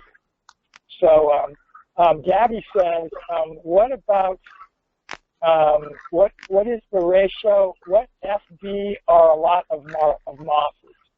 F colon D. Yeah. Mosses. What would that indicate? I haven't done a lot of testing where mosses grow because it's rock and it's hard to send a sample, but this is Elaninum slide. And these ratios, again, we're learning about them all the time, but very, very, very bacterial, 0.01. I've never seen a soil at 0.01. The lowest soil I've ever tested has been like a 0.3. So I've tested hundreds of tests, but mostly in the similar type fields. And I mean, they're all different systems, but the base parent material and things are similar. So if you're trying to grow moss, I definitely can connect you with Dr. Ingham. She's been a great mentor of mine.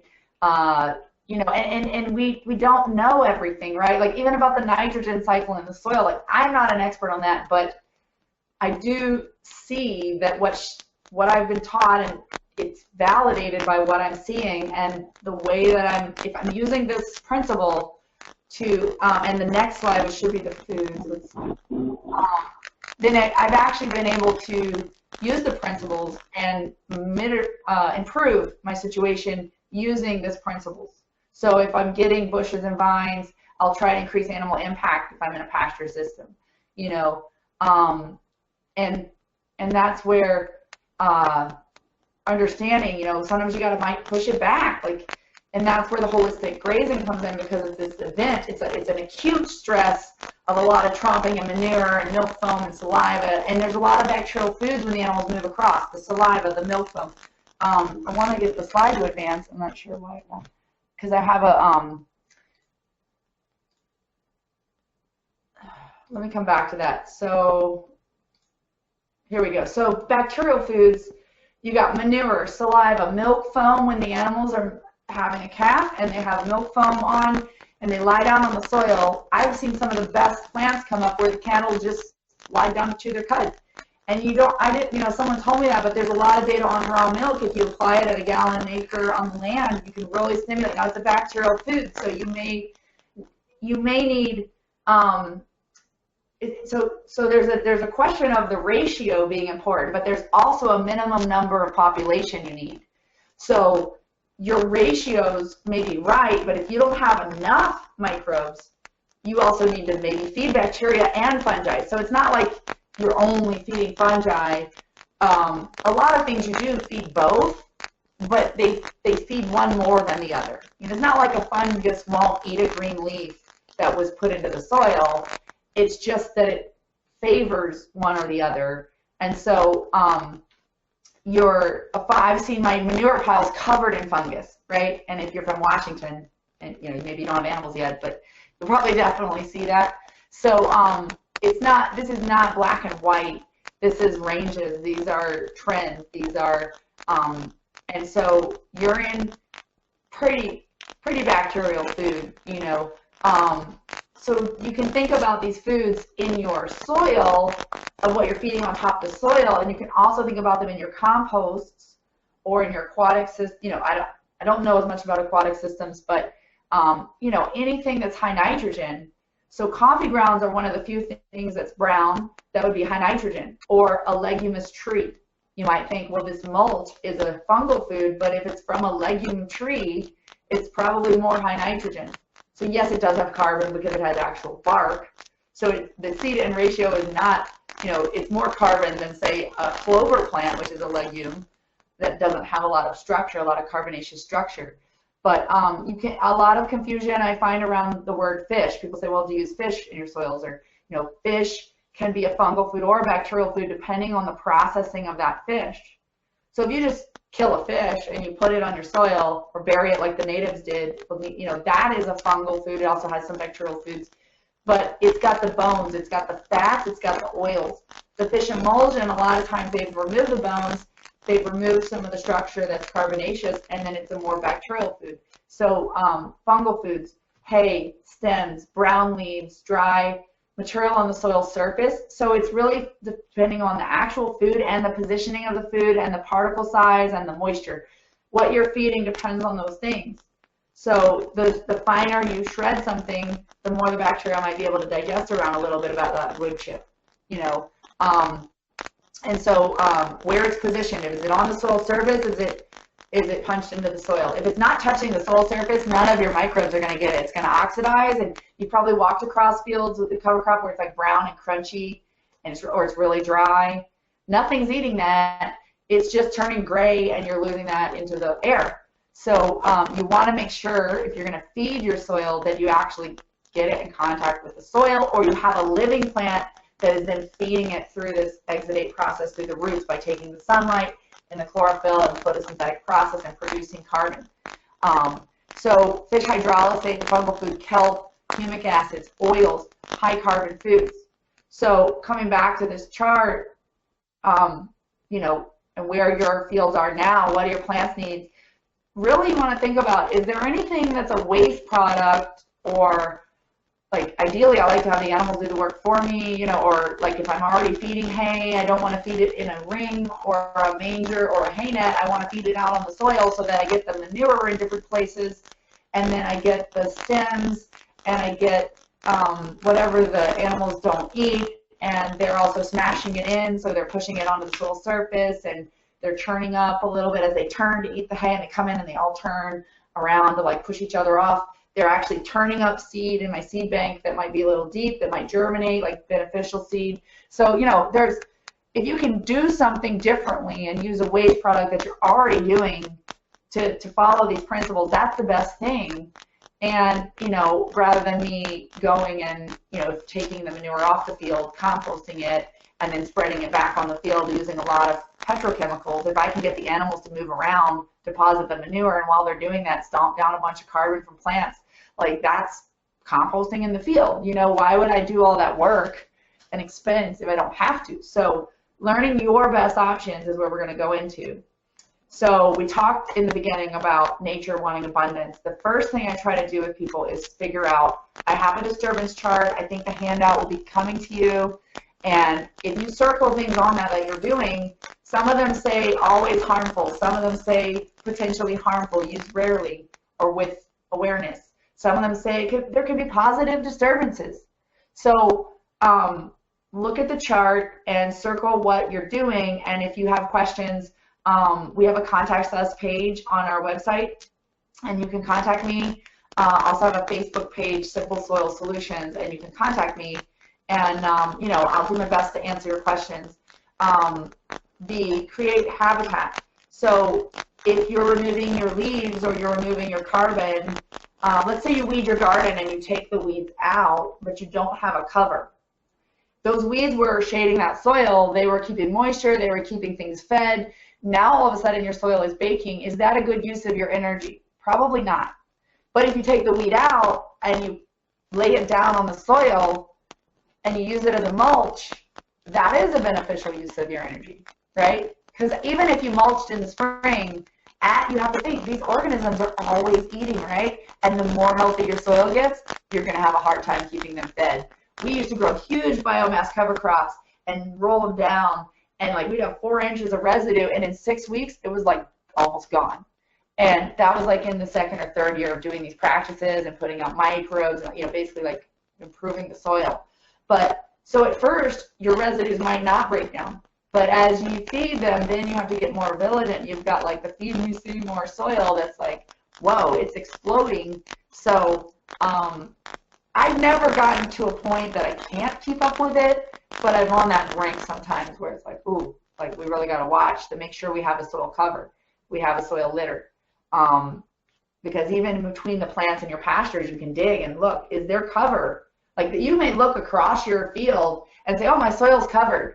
But you need to go out there and dig around, like push the plants aside and see, is there bare soil between 2 plants? Even if it's 3 or 6 inches, that's bare soil that you can be feeding your microbes and keeping your soil moisture, and in the winter keeping it warm, and in the summer keeping it cool.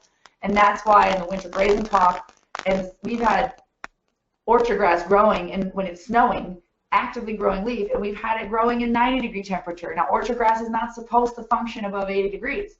But if your soil environment isn't 80 degrees, you're fine. Like if your soil isn't freezing, you're fine. So you're still you can actually build more soil, and sometimes in the winter, especially in Virginia where it's moist, than you can in the hot, dry summer just because of water. So create the habitat. Add biology. So you may need to add biology. There are times when we add microbes. We either add them as a compost or we add them as an extract of microbes that we can mix with water and just spray out, or, you know, there's times when the soil really has been damaged. Most of the time, if you stop the disturbance and you feed them, you have microbe spores that will wake up on their own, and you don't necessarily have to add them. So, again, this is number 3 on the list. And actually, I really want feed biology to be above add biology. I keep forget changing that.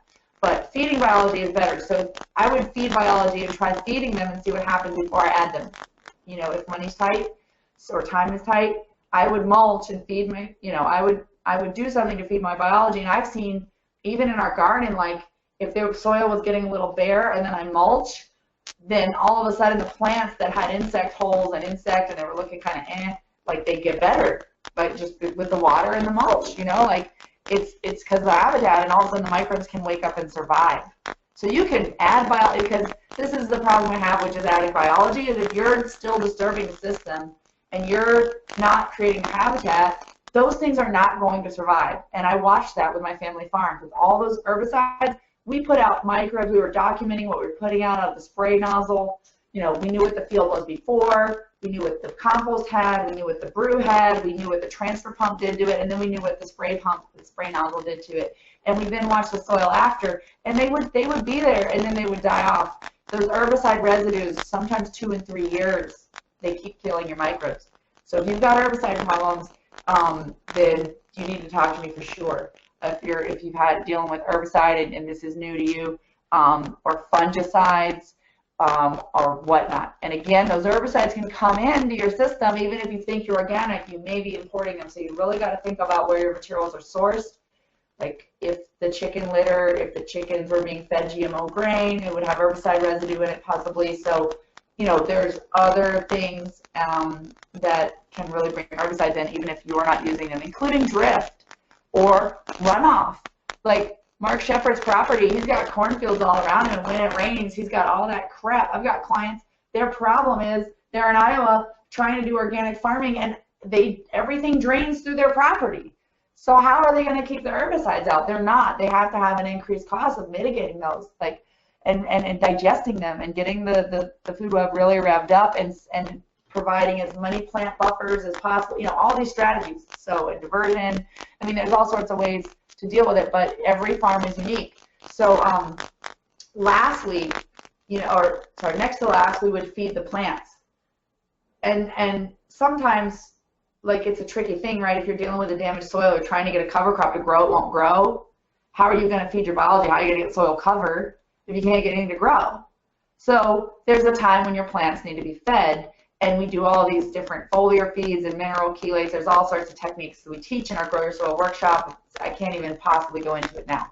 But I may become a core teacher for EAT, so we could do all these fun little topics. But the last thing I would do is approach killing the pests or pathogens, unless you have, like, all your expensive organic grapes that are 5 years investment are going to die. Then, if they're going to die, you might need to use a fungicide, but you might use something like copper sulfate. I mean, that's still a fungicide, like, right? It's organically certified, but it's still a fungicide. So there's a lot of organic farms that are killing their fungi, like with tillage and solarizing their soils. I mean, come on, if you solarize the soil, what is going to happen to the life in the soil if you put black plastic on the soil? And so a little bit of solarization, there's, again, you learn these, you think about principles, and then you have to try it and see what happens, because maybe you kill the life and then all of a sudden you got so much life that it comes back. Maybe you're only killing the life in the top 3 inches and then it's a little bit more nitrogen, right? These dead bacteria or whatever. It's not a hard rule. These are rules of thumb. These are basic common sense. They're not rocket science, and then you have to see how your system is responding. And you don't have to pay for a lot of testing to do that. But in our mentorships and programs, one of my biggest things is teaching people to see the early signs that something is going wrong. Because if you can see the early sign that you're going off the road and just do a little correction, you're going to be a lot better off than if you wait until your plants are almost dead. So reading the plants and animals. So again, we talked about antibiology only if needed and depending on your time frame. Anything you add to the soil biological-wise, it's not going to help you within 3 days, right? If you're adding biology, it's going to take a month or 6 weeks to set up. Now, there are ways of doing foliar feeds that you can within 24 hours kick, like an IV to the plant, But animals are nature's way to add biology, right? They're biological taxicabs. The rumen of an animal keeps the microbes alive during the winter and keeps redepositing them. The seed inoculants.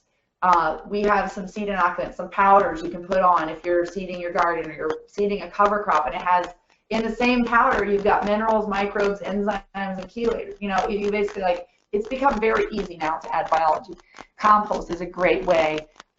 Compost extract, which is where you just take water and bubble it through compost and you don't add any food, you just rip off the organisms in their more dormant state. Or stabilized microbes that are in a bottle, microbes in a bottle, or microbes in a powder, or something that you can just mix with water and put out there, and they're not alive, they're not fragile.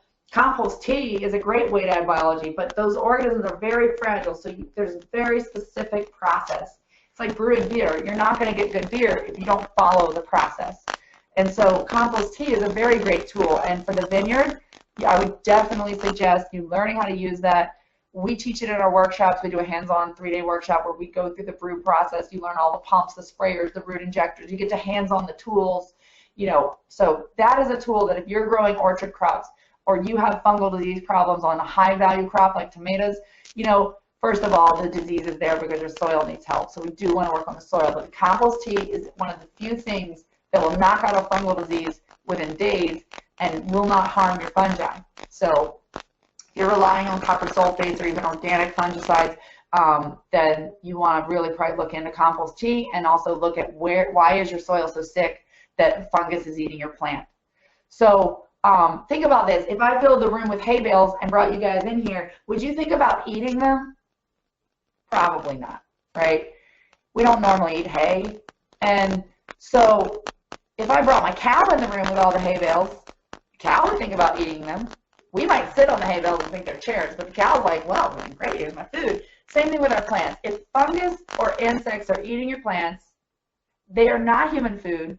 And if you spray those insects and fungus and then you eat the plant without fixing the nutrition, probably not you're going to be throwing things off in your own digestive system. You're not going to be getting the nutrition you need, and you're probably going to, possibly getting some fungicide or whatever. So really, I kind of transitioned into, if an insect is eating my plant, unless I'm starving, probably not going to eat that plant. I'm going to fix it. I'm going to fix the soil until the flavor and the aroma and everything. Like, insects don't have a pancreas. They can't digest fatty acids. So if you have a plant that has enough minerals to have a good fatty acid lipid layer on all its leaves and all of its cells, those insects aren't going to eat it. So if you have a plant that's full of nitrates because you've pumped it full of nitrogen, or your soil's unhealthy or the nitrogen site and you're not getting full minerals, let's say your soil is deficient in a trace mineral like sulfur. Well, a lot of proteins or amino acids need sulfur with the nitrogen to make complete protein. If your plant's making nitrates, then insects are going to be called in, you know, and fungus. So think about that. So feeding biology, again, I would actually take out the only if needed. You got to think about feeding biology all the time, but what I was doing this talk was like, if you're going to actually spray your fields with a food, like you're going to put fish hydrolysate out, or you're going to put humic acids, or like kelp or whatever, like those things take energy, right? And so of course you need to feed the biology, but how much do you need to spend to do it and how you do it, that is where the creativity comes in. And we're going to get to this case study.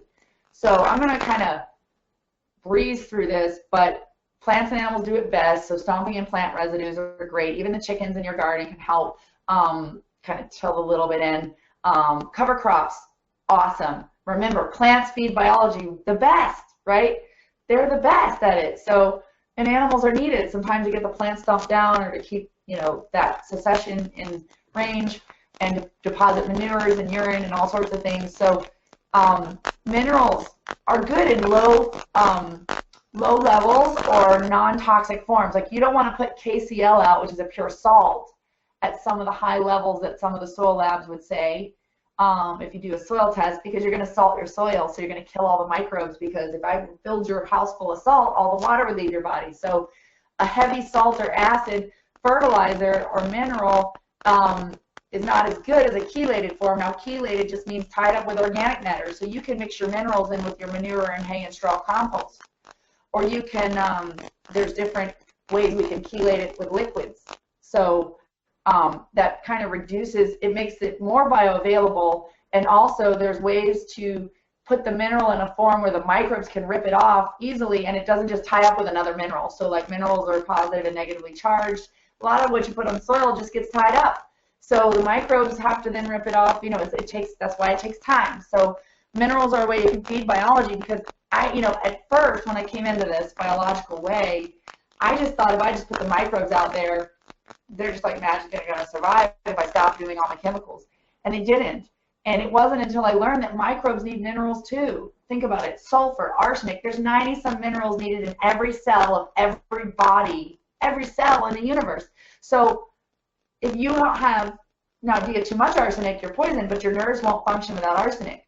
Or in all the little organelles and all the little parts of the cell, we learn when we do those little experiments in grade school, we make the little jelly bags, you know, like the DNA, the RNA, like all that. It's got all the minerals, all the frequencies of light. So if the mineral is shut down in your soil, and it's a really complex topic, but it can be in your soil and not in the soluble pool, but it can be limiting to the microbial growth too. So sometimes when we mix minerals and microbes together, we actually get a better result. So we talk about that in our Grow Your Soil workshop. I'll talk about that on other talks with EAT. But for now, let's keep going on the weed thing. So carbon.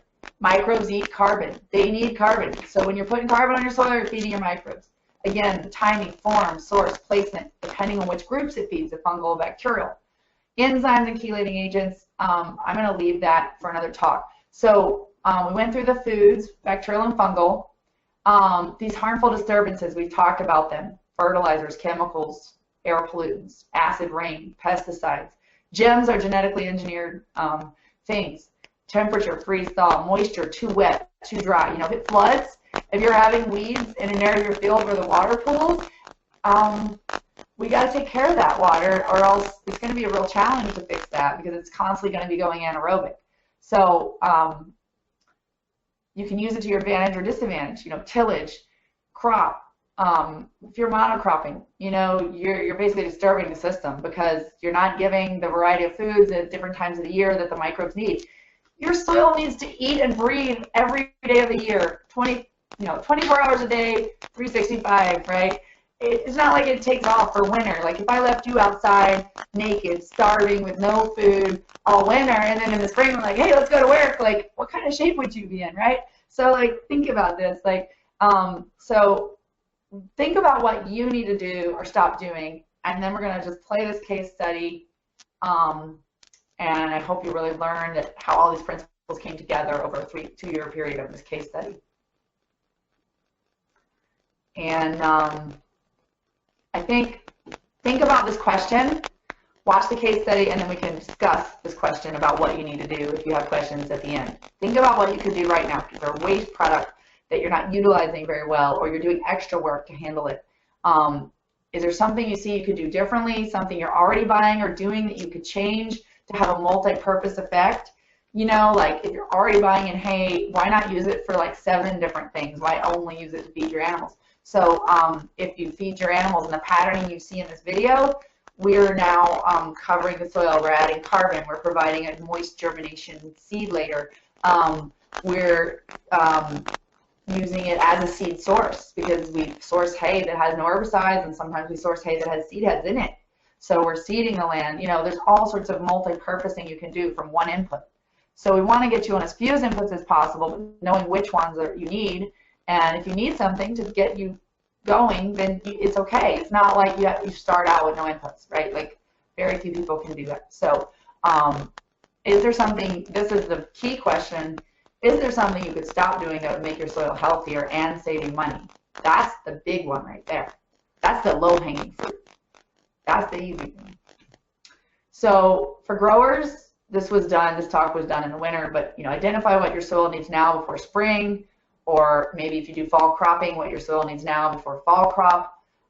What problems did you have last year? Did you have weeds? Did you have insects? Did you have molds? Look at the sources of waste that you have at your farm you could use to improve your soil or nearby your farm. For grazers,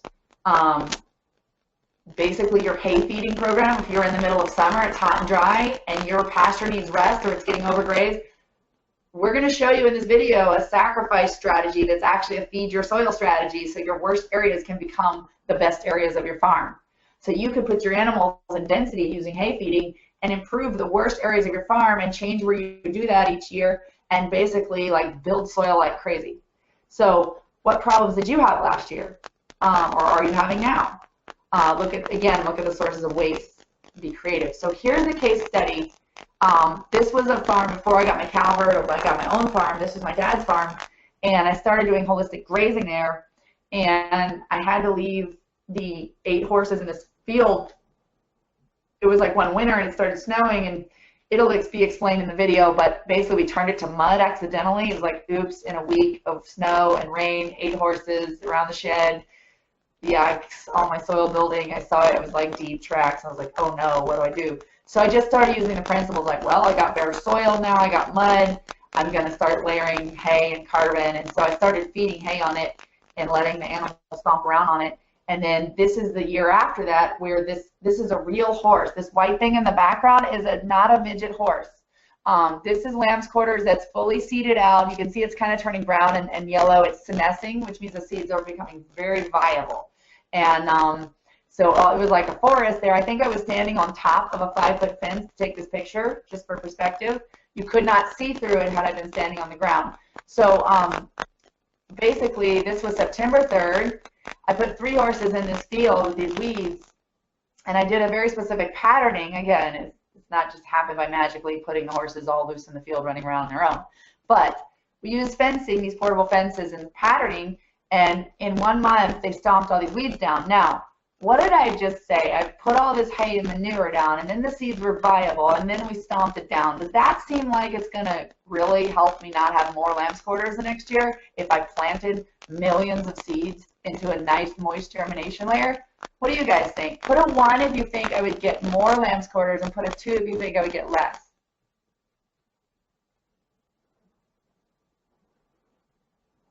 If you stomped down with animals into a nice moist soil with hay and manure, and you stomped it all down, do you think that the problem will get worse the next year because you're putting viable seed down, or do you think that the problem will get better? Mark, why Daniel, don't you give her the answers, Mark, because I'm not looking at my screen right now. right, I see a 1 and a 2. Daniel said 1, Sandra says 2. All right, this is October 2nd, 2013. 1 year later, with nothing more than these 3 horses. At first it was 8 that destroyed it, but it got down to 3. And so 3 horses, no mowers, some temporary fence, and using their hay and their waste, their manures and the waste hay that they didn't eat the stems anyway, and I would have had to be mucking out and throwing out anyway and taken to a compost pile. This is what happened. There were the seeds. Sorry, I forgot this was there. But I'll come back to that. But this is what happened. Now look at the lamb's quarters. It's there, but it's a lot less. It's seeding out and it's struggling. So there's an October 1 year later. A lot of diversity of plants in this field. They're shiny. They're capturing energy. The soil's being built. So I'm going to show you a video of a little more detail of how we got there. But these were the seeds on this day, September 3rd. This was a picture I took a close-up. The leaves are almost gone. They're senescing. The seeds are viable. So this is a huge, if you take nothing away, if you forget everything I told you about weeds and biology and the soil, if you only take this in your life, this is enough to manage for what you want. Don't worry about what you don't want, because focusing on it puts more energy on that and creates more of that. If I'd have sprayed herbicide here, where would I move my soil? Back towards the mud, more bacterial. What would have gotten the next year? More weeds. So what you resist persists in your mind, in your business, with your thoughts. Create the habitat you want. So here's the video.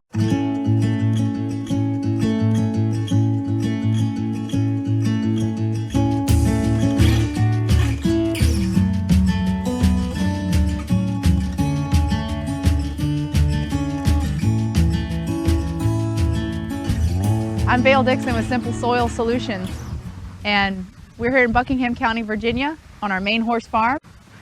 This field we call the upper field, and it's only about a 3-acre field. For the past 2 winters, it's been hit very hard.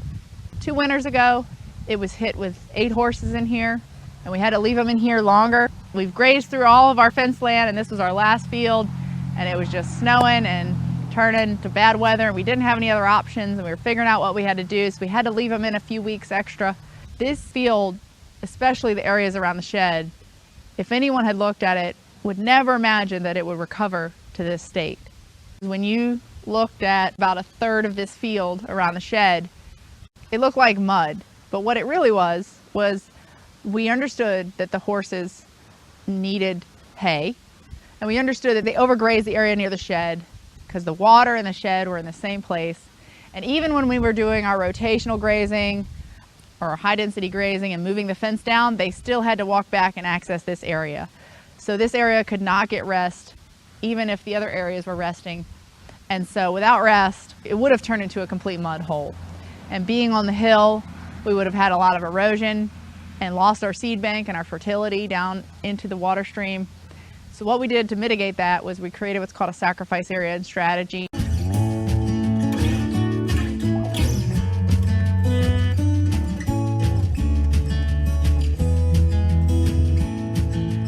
We fed the hay systematically, and we spread the hay out. Instead of putting like half a bale here, or half a bale there, trying to conserve the hay and leave as little residue as possible, which is what most people do when they feed hay, we understood that putting hay along the surface residue and getting it dispersed as evenly as possible, especially on those bare areas that were starting to happen, and getting the horses manure on those areas, we could create a cake, so to speak. Instead of just bare mud, we could create the mud with the hay and the manure and stomped all together. When we removed the horses, we could let it rest, and that would create seed germination. So to do that, we fed the hay, and we made sure each day we were moving down the hill so that they were walking back over the old hay residue. And we fed the hay bales down the hill, and the horses would stomp that hay into the manure. All this right here was completely bare. It looked like a mud hole, but from a distance, but it wasn't actually mud, which was a benefit because we didn't have the thrush problems and the things with the horses, because they were walking on hay.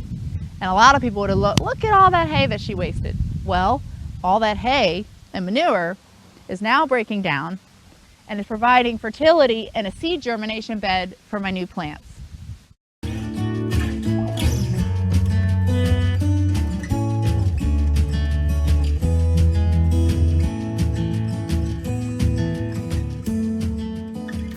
The whole field has just come back really well, but in particular where we made this cake, we had hay that definitely didn't have herbicides and it had a lot of seed head in it.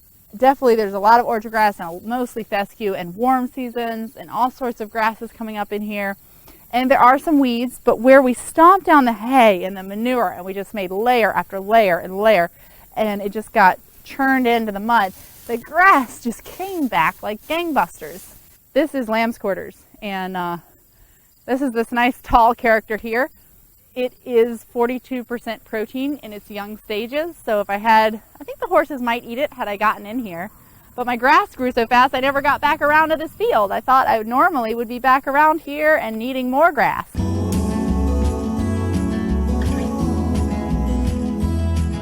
I just want to show you it's nothing to hide if you have big weeds. They're just summer annual weeds. We talked about lamb's quarters in our previous video here. About 2 weeks ago we filmed here when we had just put the horses in. This lamb's quarter forest was pretty much a solid forest, and I strung my line just around it.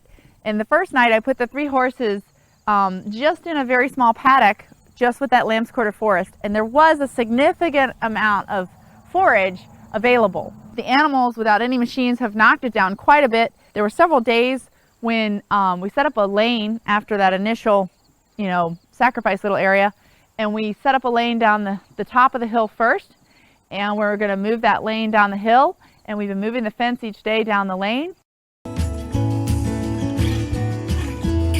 There was some weeds here in the compacted areas, and we've talked about why those weeds come up in the compacted areas. These horses have taken them down, and we haven't even removed the stems. Those stems are already decomposing, and I was quite surprised even myself. I knew they would stomp it in, but I really didn't realize how quickly the stems would disappear.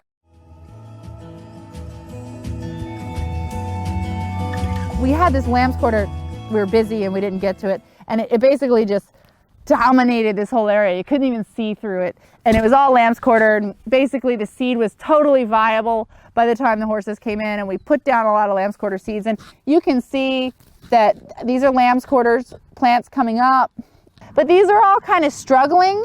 If you look at them, I don't know if you can get this, but they've got red around the edges, and they're shutting down, like they're yellow and red and spotty, and we will see how this progresses. We will be grazing this more, and we'll see if the horses eat the lamb's quarters. We'll see what happens with them. Do they starve? As we're changing the soil microbial environment, are they going to be taken over more by grasses?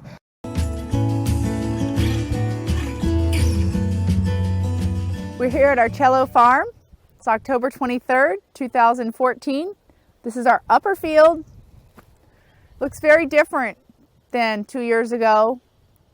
This is a huge diversity and density of plants. I'm just it's like walking on this carpet. And this is an area in front of the shed that, if you look back in the series and you follow it, was a forest of lamb's quarters. You can see there's grass, there's not weeds. Now, how do we get there? We talk about that being a succession. And we went through succession here, folks. We built soil like crazy.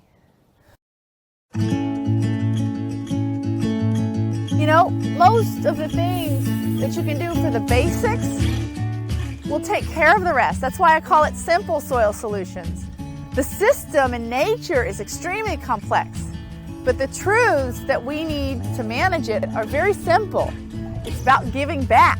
It's about paying attention. So if you're someone that enjoys listening to a diversity of birds, being in your fields, rather than being in a bunch of mud, you'll enjoy the system. Guys, I wish you could be out here and sense how it feels walking on this land when the earth is starting to rebound. It's not like just, and then turn to mud, mud, mud, and then dry, dry, dry, hard, mud, mud, mud. It's got cushion, it's got infiltration, it's got structure. It's like the energy is starting to really cycle between the microbes and the plants and me and the earth and the impacts and the rest, and it's really cool.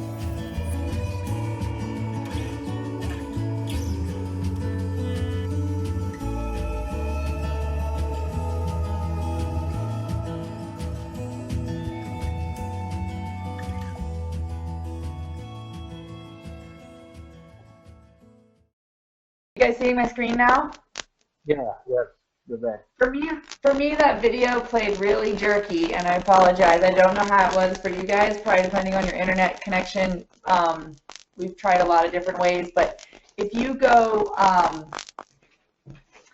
will send up a link in the chat, but if you go to our website and go to our videos page, you will be able to see this video on our videos page. It's also on grazingpower.com, which is our grazing mentorship program. It's a 4-month program, and we meet every couple weeks on the phone, and you have a learning hub and things. So it's on the page for that program, and I would suggest watching it again if you didn't see it.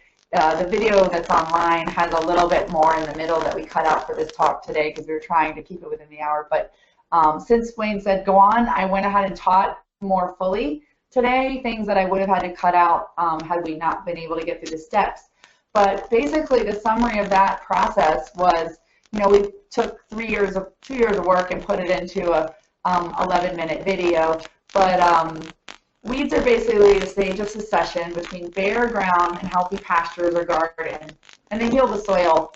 And we usually are the ones, by something we're doing or something we're not doing or something someone else did, humans are also usually creating the conditions for their germination by actions that we do that disturb the soil, such as giving our livestock worm or kills the dung beetles, has an impact on the soil collapses, and so the reason that we got results like that, there probably should be a little disclaimer like results not typical, because we actually looked at the whole system. We weren't just putting horses in and not thinking about our fly control, our insecticide control, which is a fly, our worm, or our mineral. We were basically not putting any herbicides. We were doing a lot of things to support the practices that worked together. And so basically we can help the weeds accelerate the healing and increase our productivity when we start to understand the system and the way we need to drive it. We can be a real asset. Humans can be a very big asset to nature in nature working. And we can increase productivity exponentially when we do so and be more profitable. So, and often, like we saw here, I didn't buy anything else. In fact, I bought less hay because I had more grass. When I went from mud to all that grass that you saw, that was in 1 year, and I didn't seed or fertilize or lime or do anything to create that grass other than use the hay differently and the waste. And then, so I actually fed less hay. I was feeding a bale a day, 1 little square bale a day to 7 horses almost all winter. And normally each horse would eat a bale to a bale and a half a day. So it's a huge reduction of feed costs. And what little bit they waste was not a waste. So this is another farm. This is not the same field. This is where we actually didn't even have the temporary fences, and we still did this process. So this is a different case study called Peaceful Valley, where it was again turned to mud. This picture in December was actually after we had done a month of hay feeding covering the mud. So all that hay there, and then we cleaned out the barn and we took that seed. It's like it was some moldy hay in the corners of the barn or under the pallets, and we just put it on the land. And it's got a ton of seed in it and carbon, so we kind of filled in a little bit of the gaps after the horses left with this waste product that we were going to have to rake out anyway. And we were just conscious about where we put it. And then you can see just with the recovery period what this land did. The soil and the grass became so much better around the shed and the muddy area than out in the back of the field. And so each year what we did was, then we eventually the second year got a solar box and a charger field over there, and we then started fencing out the better areas and pushing the impact and hay feeding out So you can actually progressively move your feed your soil strategy.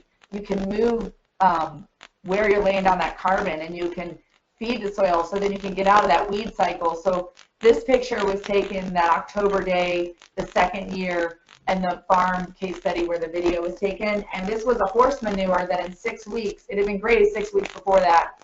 And this horse manure had turned into giant worm castings bigger than my thumb. There's a video about it called Poops Turned into Gold or something on the web. And I was just literally, I'd never seen that. And I was literally walking around with a video guide and I was like, holy, you know, and it was literally like crazy. So you can see the health of the grass. This is October, so we've had a couple frosts, so there's a little bit of yellowing, but we've got a really good winter stockpile. And there's a third video about, we filmed this day, where the grass in that field was up to the top rail of the fence, and it was wide blades. Because when you get your soil right, your plants are less stressed, and a less stressed plant will have longer blades, wider blades, less spiky blades. It'll have more nutrition, so you're not only getting more quantity, you're getting more quality. And those start to really feed into your bottom line. So see your problem as your opportunity, see your weeds, focus on what you want to create, which is your healthy soil and healthy systems, and focusing time and resources on fixing the weeds, like eliminating them or fighting them. That will create more of that usually and make you broke, or make you broke. So this was from Alan Savory, and it really hit me. Is like when we reduce the complexity of our management to a single problem, that problem, whatever it is in your life, is already inherently complex, meaning it already has these web of ties to every other thing on the planet. Like, it's not just a problem in isolation. So when we create a solution only focused on the problem, we put the blinders on to all the things that the problem's related to. We don't look at those, we only look at the problem, we basically cause more unintended consequences. And you see that over and over and over with these solutions, like the government tries to control this species with that species, and then that species they bring in brings a problem here. It's like, it's never ending when we just focus on solving the problem. And so if we can embrace more complexity in our management and our thinking, we can embrace more of the complexity of the whole, we will cause less complications with our actions. So yeah, this is just a program. If you want to take this further, I'm going to answer questions. But I have 4-month programs and 3-day workshops and ways you can engage with me more. So if you go to simplesoilsolutions.com or grazingpower.com or growyoursoil.com, Grazing Power and Grow Your Soil are just different programs that I have, and they're on the main webpage. So I've got a course that's actually starting tonight. It's a 4-month course, but the first call is just an orientation call. So the next call is 2 weeks later. So you still have time to get into this session of Grazing Power if you'd like, or you may be announcing some fall workshops for the Grow Your Soil. But here's my contact, my email, and this is our office phone number, which I'm not always answering, but you can leave a message and we'll get back to you. And there's our website, which has a contact us form. So I'm here to answer any questions about anything I talked about. I'll stay as long as you guys like. I do have a class at 6 so Eastern, so I've got, let me see how much time. I think at least a half hour for sure. I know this has gone way over time, but it's a pretty complex subject. So in order to have the realization of what you need to do, you have to kind of build those building blocks of the succession and the forms of nitrogen and like how the weeds are healing the land, and you know, what are the foods you can feed your soil. So there's a lot we have to put together. But yeah, I guess, Mark, are you seeing the questions, or is anybody? Yeah, there are a bunch of questions, but I would like to just quickly say that I have your email address in the chat, also your Facebook page and your website. Oh, thank you. So anybody can click, they're clickable, so anybody would like, you know, if you like to visit our page, just feel free, just click away. And I'm getting to the questions. So bunch of compliments from Kate. Says, fantastic webinar. This is what gets me excited, and have been forced into some situations many times, and it works. Love the biological farming. So that's a comment. Ben Watts. So is there time still to sign up for the 4-month program? Yes. If you go to grazingpower.com, we also give scholarships to educators, nonprofits, students.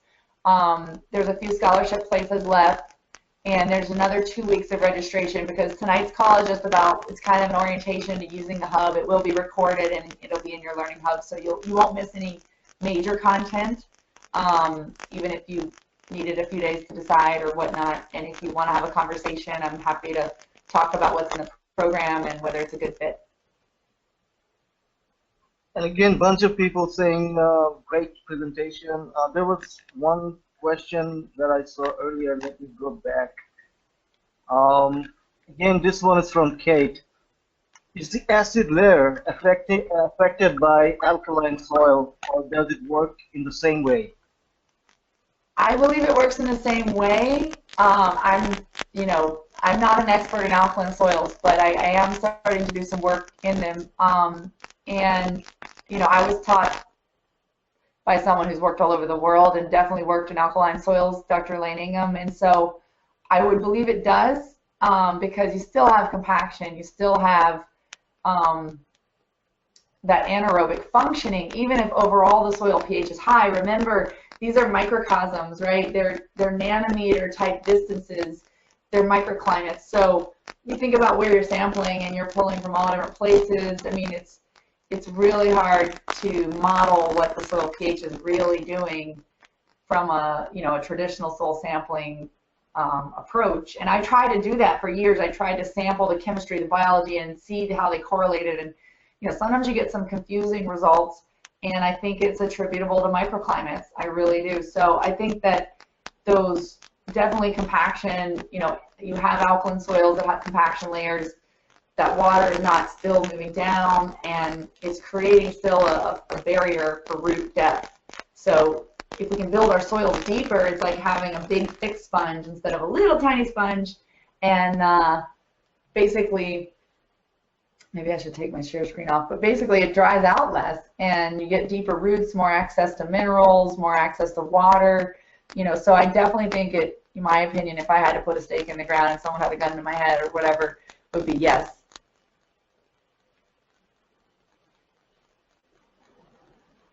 Okay, and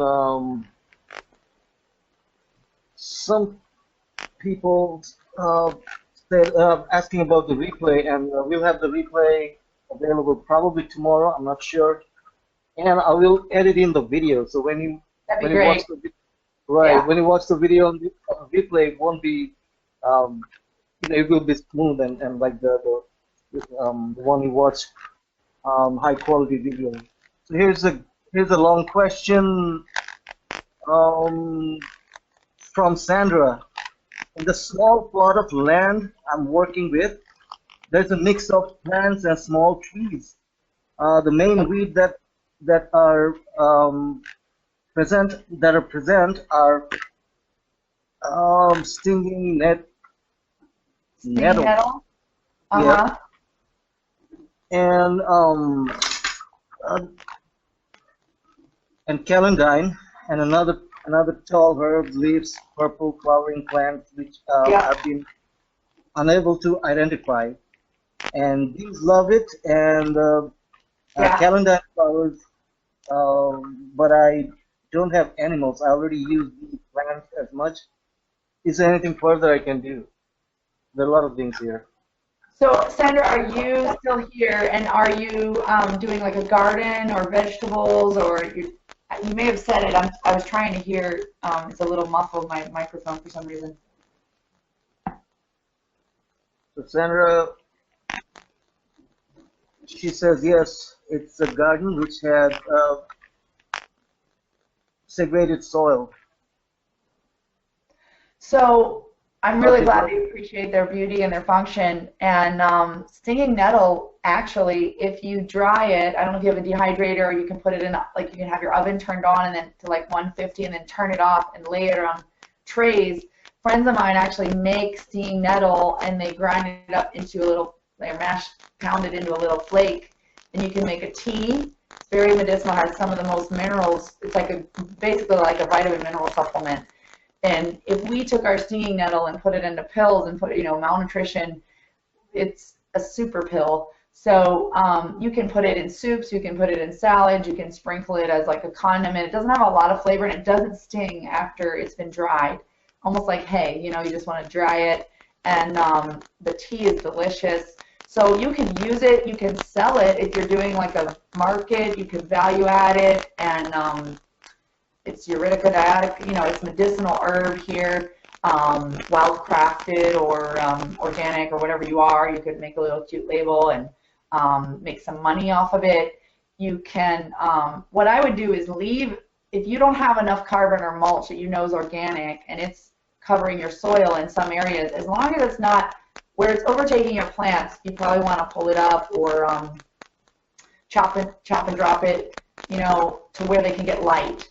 But know that the roots are probably, as long as you have enough cover and water, it's not really going to outcompete your plants for water, like if you're building your soil. So a lot of people are like, oh, remove your weeds because they're using water. I'm like, well, yeah, they're using water, but they're also producing a lot of sugars. And so if you can somehow get that garden, whether it's from your rooftop or whatever, like getting enough water, not too much, and water is a really key thing. Like you don't want to, I've had people ruin their organic little gardens in their backyard by overwatering with city water that has chlorine or chloramine or salt. If it's a well, it can have salts. And so if you're not getting that flush of rainwater, like some people that build hoop houses, always build your hoop house with a way to remove the cover and let the rainwater flush into the soil, because what will end up happening is the first couple of years are good and then you develop problems and it's related to salts in the water. So you don't want to overwater. You can certainly compact the soil by overwatering. But if you get a good carbon layer around your plants, you know, a 1/4 inch, 1/2 inch thick, that will also, so you can chop and drop them like a machete and a glove, use a glove and like chop and drop them down and layer mulch over top of them and they'll become fertilizer. You can throw them in your compost. You can, if you layer, like if you had enough hay to layer around your plants where you can get a couple inches, a few of them will come through, but fewer of them will each year, and you'll be able to easily see them because the hay will be brown or the straw or whatever you're using. And you just really don't want to get hay or straw with herbicides, ideally. Or if you do, you can let it sit out and get wet and like let some fungus get on it and kind of let it start to break down a little before you use it. And then that'll also germinate any kind of grass seeds that are in it if you let it get moist. So there's a number of things that you might have on hand. You know, and again, it's attracting pollinators, it's improving that soil over time. Just make sure you're incorporating cover crops if you can in the off season, or even in your pathways if you can get a living path with some clovers and things, wherever. I'm not remembering exactly where you're from, but the more you can increase plant diversity and living roots, the less those weeds will need to take over and heal that soil. And you might even find that you get more return on the weeds than you do vegetables, you know, is selling them as medicinals. I have a friend that does Johan Rinkens. He's a permaculturist, and he has a farm, he and his wife farm Fields Without Fences in New Jersey, and they're amazing. And they have a medicinal herb CSA. So they, instead of paying for vegetables every month, you get a little medicinal kit of tinctures, balms, salves, teas, all these things from their herbs. So, you know, you could actually grow it as a business or start a micro enterprise with someone else if you don't have time to harvest them and things. That's an economic opportunity for someone around you. So that's the way I think. It's just like, how can I use this to benefit instead of it being a problem? Like seeing the problem as the opportunity, for real. And a couple of comments from Sandra. She says, I eat everything though. I'm mainly concerned with improving the structure. Yeah. Do you cover crop or do you have mulch? Mulch, not meaning mulch necessarily wood chip, but do you have any kind of carbon, like your cover crop rolled down or chopped and dropped, or straw or wood chip or anything covering that soil? She says I chop and drop. That's great. Do you see any bare soil? Like if you look down, do you see anything bare? Even even if it's like, you know how hay and straw can be like lattice and then there's little gaps? I find if you can get it thick enough that you're not having air get to that soil, like you actually get a good moisture barrier there. She says it gets covered as soon as I see it. Great. You're right on. So how many years have you been doing that? Have you seen, obviously you're probably seeing improvements. Maybe we can unmute Sandra. And, yeah, that would be great. I was thinking that earlier. Sorry, I didn't know how to do that. Right. Sandra, go right ahead. You're on. Hello, Sandra. You're on.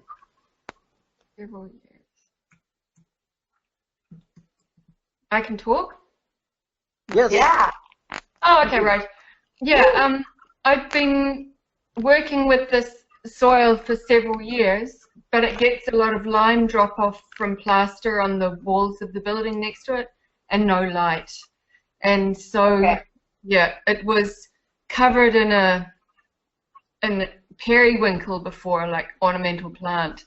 Oh, and yeah. I've been having to take that out. So there was a lot of soil disturbance until I got that out because there was no way to suppress it. Right. So, yeah. So it's been quite successful. But yeah, sand and silt. It's Berlin, so this is the typical soil around this area. It's just sand and silt. I did a soil test and that was it, basically. And so do you see it getting darker? Is it the top soils definitely improved, but you go down into the substrate and it's sand. So how much light, how many hours a day of light do you get? Okay, this gets no direct light, it's all indirect light. Okay. So I'm thinking, you know, of course, if this were full sun, I would choose some really deep-rooted cover crops to, like, get in there and break up things. But I think I can pull out of my mind or of my resources some cover crops that might help. I might need to think about it and talk to some of my mentors. But definitely what you would want, ideally, it doesn't even have to have a lot of top growth. It just needs to have a good root structure that's going to break. But it seems like those plants, the seeding nettle, I mean, the plants you have are some of the perfect ones if they're in enough density. But if they're not in enough density and there's feet in between them or something, then you would want to seed a cover crop. And do you grow year-round, or do you have an off-season, or? The winter you can't grow anything. Everything freezes. So at this season I've put in I put in beans just for the soil more than anything, and then I'm growing mustard greens kind of as a cover crop. Great. Yeah. Great. And that's growing fine, and then the flower is starting to flower now, so the bees will be eating. The bees are okay? Yeah, they're good. It's a lot of honeybees and bumblebees. So, where are you again? I didn't hear. Berlin, Germany. Okay. Do you know if cereal rye will overwinter there? No, I don't know, but I think it would. Yeah. If you plant it early enough, we don't want to plant it too early that it actually comes to seed before winter, ideally. But if that happened, it wouldn't be a terrible problem. But and you get snow, right? Yes. So the snow less and less because the winters have become really mild. So last year it snowed once and melted, or twice and melted. So the light is probably a big challenge in the winter for warming. But does the building provide any passive warmth? Or what we've done before is take hay bales and made a little wall around our garden, and that kind of insulated it. Then the next year, we just, as they were breaking down, used them as mulch, and we used row covers. And with the rye, the cereal rye, there are some row covers. They do reduce the light, but if you could get it going in the fall without the row cover, and then just kind of keep the row cover on it with little hoops that we've been, you might be able to bump up the soil temperature with the straw bales around or something, you know, at least another 10, 20 degrees, and protect it from wind. Do you get wind through the site, or? No, it's almost completely sheltered. There has to be a big storm for it to. So the more, those buildings are probably a thermal mass. They're going to have heat during the day and they're going to release it at night. So if you can get the garden through hay bales and the soil to connect to the building, I don't know if you can because of drainage. If they're stone, are they stone or wood or? The buildings are brick. So if you can get that garden to connect to the building, it's going to be able to transfer more heat across that thermal mass. And then you'll be able to keep your winter cover crop more alive. And so cereal rye and Austrian winter pea, it's a pea, but it grows. You plant it in the fall, and it grows in the winter. I actually probably have a PowerPoint. If I share my screen, I could show pictures. Let me see.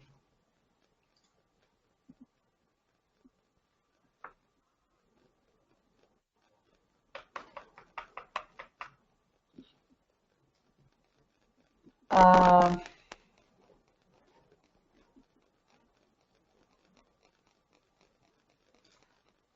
know I have this picture in a bunch of places, but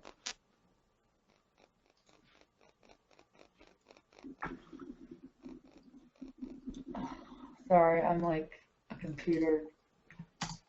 But basically, if you do 64 pounds or 60 pounds of cereal rye and 60 pounds or more of pea, and if you, I've got some really great seed inoculants that have microbes and minerals. If you treat that seed, it actually really helps the survival with minerals, and basically you then seed it, and normally in here we seed it in September or in up to the middle of October. Like, you ideally want to seed it a few weeks before your first frost. When is your first frost, do you know?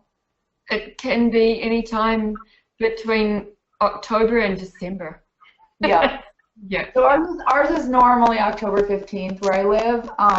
So I think it sounds like it might be a promising winter cover crop that would overwinter most winters. And even if it dies, it still did something for you. So I would suggest this fall planning on trying to get your hands on some, or ideally organic straw, but even if you can't get organic straw, just get straw, and making at least a 2-high wall around your garden, and connecting that, if you can build up the soil so it actually touches, or through the straw, touching the soil, it touches the building, and then seeding those beds with the cover crop, and then it'll stay really small all winter. Like,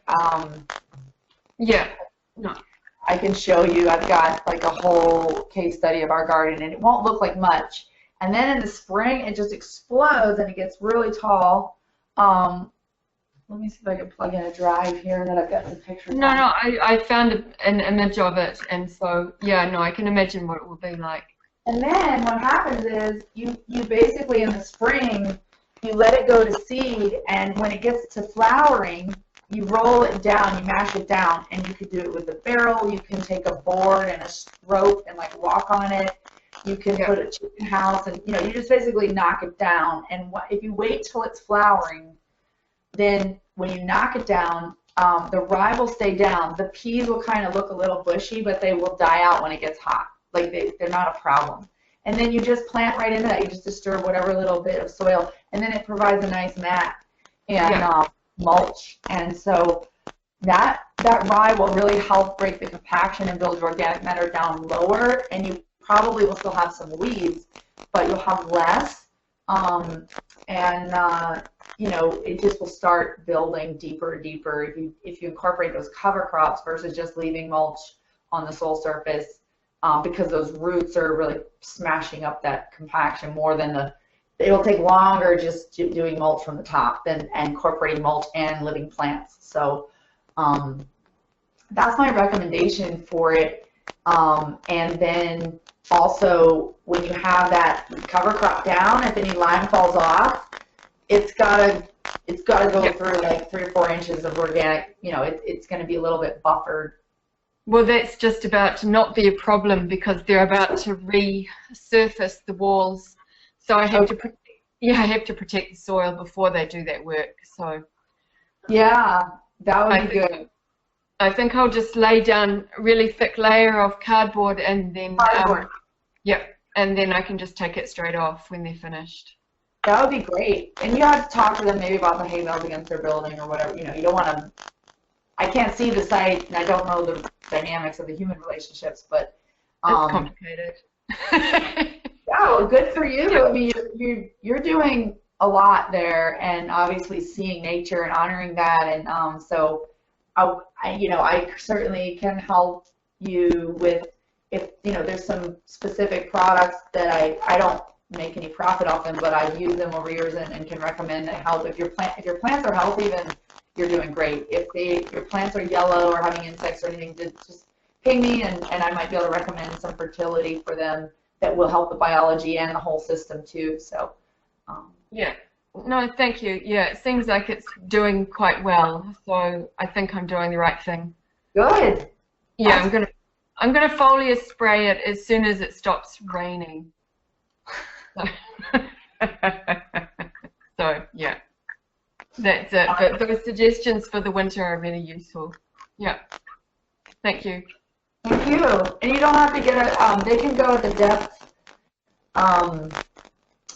So when the seedbed prep, I just want to talk about revisit for a second. So when you're going to be seeding this, like in September, what is your soil going to look like? Is it going to have some bare, or are you be able to get to the soil to get the seed down in the soil, or because you can just kind of rake it in on the top, or with your hands kind of run around. Usually that's how I plant, is just with my fingers. So it's it's a small space. So yeah. So don't even worry about the rates. Just mix them half-half. Like buy a bag of rye and buy a bag of peas. And then you do have to buy an inoculant for the peas. I would recommend that. It's a rhizobium, I think. It's a legume inoculant for the Austrian peas. Make sure you get the right bag of inoculant. It's only about, here it's like $4 for a bag, or it's cheap. But you then, what you do, I actually did a video on this. It probably is on it's on my blog, where I show the inoculant, and you basically take a little sugar water, honey water, or something, and you just put a little bit of water, and you pour this powder on, and you basically rub it around in the seed and mix it with love, and it gets the seed all black and powdery, and it puts this natural bacteria on the peas that will help it fix nitrogen. Right. And then in the video, I dig up a root and show you how to tell in the spring if it's actually fixing nitrogen for you. And then because you can see the nodules on the roots, or the nodules, and then when you cut them open or you squeeze them with your finger, they should be red, like bright red. If you're just mildly pink, not so much, but they should look dark red. No, I know that from Elena. Yep. So then, if you can get it, they really need to be ideally like not just on the soil surface, but if you have them. If you can get them like a ½ inch in, that's great, and just sprinkle, the seeds out, and then just kind of mash it around or walk on it, or try to get it, and then get some mulch on it, and it should germinate, and it will stay small. It won't look like much all winter, but it will really produce a lot of biomass in the spring. It could get head high or more. Okay, great. Thank you. And I would plant your paths and your beds, like plant everything. Yeah. And then, yeah. Yeah. Cool. I'll do it. Any other questions? Excuse me. Yes, we have Daniel saying thanks, Vail. Thanks, Mark. Have to go. Okay. Have to go. Daniel says goodbye. All right. People, if you have more questions, please type in. And Vail, if you have some more insight or some other things you'd like to share, please go ahead. I think we have talked enough. There's so much, like I said, that's why I built the mentorship programs, because it's just too much to learn at once. So I think we'll keep going little by little. And here's my contact information again. We've got information about our programs on our website, or you can email me or Facebook me, message me. And I would love to keep the conversation going, and I'm just excited about this group because I learn all the time every day. So it's really about building a stronger network. So thank you if you're still listening, and let's keep going together. And Wayne, are you listening here? If not, I think we'll wrap it up here. Yeah. So everybody, thank you for being here. Thank you, Vail, and thank you all the team members. And Vail's contact information is all in the chat. And you can visit our website, you can visit our Facebook, and we'll see you all again on it. So have a great one. Thank you. I think I Thanks, accidentally unplugged my webcam. Sorry. All right. All right. So everybody, bye-bye, everybody. Bye. Thank you.